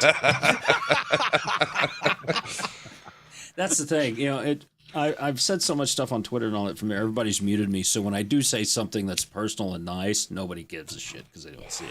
So, yeah, I'm on Twitter. The member stream videos. So what we've done is put those on my Rumble account, and then they are accessible via a link on the Comics Division website. I have successfully tested being able to give members who are on Rumble and YouTube Syphilis? take my money, damn it level. No, herpes. AIDS? AIDS. Explosive gonorrhea? I could do that. Give them a discount code that allows them to do a membership on the website, so they can get to that stuff and see some of those things. Comics going to be doing some backstage stuff. I'm going to call it Comics Division's buddy. I don't go there, man. I do not go there. Yeah, You can backstage all you want, buddy. But I don't. Casting couch. Okay, Comics Division pushes back. That's what that's the headline. Tonight was a good show, except for that 1923 crap. Screw that shit. And then, yeah, it's all good. Thursday. We're going to do Thursday. Watch All Culture's videos. She'll shut the fuck up about it. Please. I get texts all the time. Yeah. You watch my latest video? You put out videos? What? I didn't know you did videos. I haven't watched anything except for a freaking live stream in 3 years. It's because you're on. I mean, anybody's. I mean, right. I don't watch videos anymore unless it's like how to do something in a game. Apparently, right as we went on the air, there was some breaking news. Bondi says that a truckload of Jeffrey Epstein files was delivered, and Kash Patel is going through them now. Oh, fucking time. All redacted. It is now in the possession of Probably all Kash. just black pages at this point. Yeah, all the good stuff's gone. All the good stuff's gone. Probably. Also, Katrina B became a member. Thank you. Take my money, damn it level, which means that you can go and join us for a watch party. Yep. So we'll get all that. We're not doing one this Tuesday. No, it's going to be next week. Next week. Did we make a decision on what it was? Because Roland had a specific request. Shit. There was a movie I was thinking about doing, and I don't remember what it is, and we might just take his suggestion instead. When are you doing basketball? That was the one. It was basketball I wanted to watch because I have not seen that movie. You have not? You have not seen basketball? I have not seen basketball. Okay. All right. I've got You're as un-American as most Democrats at this point. Fuck you, buddy. That's an insult. That is my greatest insult. That is your greatest insult, you son of a bitch. Mm-hmm. Hey. You're fired. No, I'm kidding. All you need is a leather Barcalanger or Lazy Boy 2. One of those two. Mm-hmm. It's a simple game. How to speak San Franciscan. How to speak San Franciscan. Vagina. All right, guys. Good night. Take 1, care. 2, Thank you. 3, fuck the Mexicans. Thank you for showing up. Thanks for watching. Thanks for participating in the chat. Thank you for the super chats and the Thanks, Green Machine George. rants. They literally keep the Eric. lights on here. Literally. I'm not joking when I say that. It's actually true. Oh boy. Oh no. This man has no job. This man. It's true. This man has no dick. Not talking yourself about like that. What? Talks. Come on. Yes, I did say no to the Naked Rumble stream. That's true. I did say no to that. Nobody wants to see that shit. Here's some We've already credits. done the naked stream on Culture's 10,000. Oh no. Oh no. It's been a long time. Oh shit. What the fuck did you do? You doubled it up. Maybe Star Trek Discovery or the Chrome Remains. What the fuck, dude? There we go. I fixed it. But behind it YouTube version. Yeah, it sounded like one chick was getting drilled in the background of a guy's song. Yeah, I know. That's what I thought too.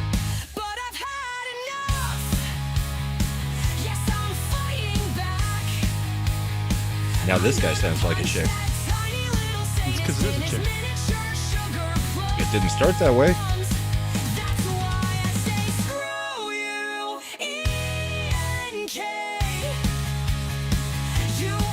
Now it sounds like something out of Agatha. I was thinking more like Evanescence. Which means No, she can toxic. sing.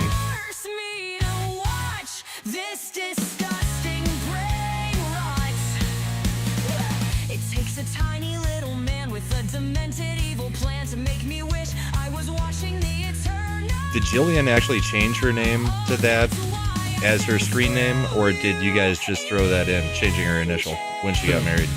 What? Well, I'm actually looking at the names of the people. Oh, no. Did she actually change that as her YouTube name, or Yeah, did you just... Okay. Yeah, because I exported that out of YouTube and I just take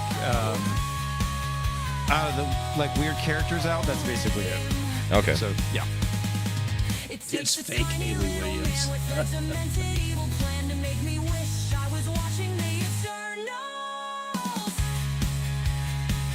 Are you kidding me? Like, as much as shitty Cap 4 was, it's way better than the fucking Eternals. I mean, not by much. I didn't watch it. You made me watch. Oh, I'm gonna make you watch fucking Eternals now, Tox. No. Yes. I have basketball. I can rip it if you want. I already have a copy. You gotta pick out. When did Darius Munchausen change his name? I don't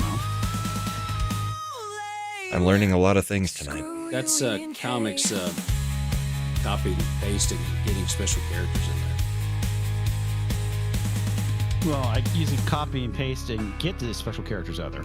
Sporkin gives you money when he's always begging for money? I have no idea, man. Don't ask me. This is what YouTube tells me. All right, folks. Good night. Take care, everyone. I like Wolvine of the Quarter Jew. That's fun. That is pretty funny.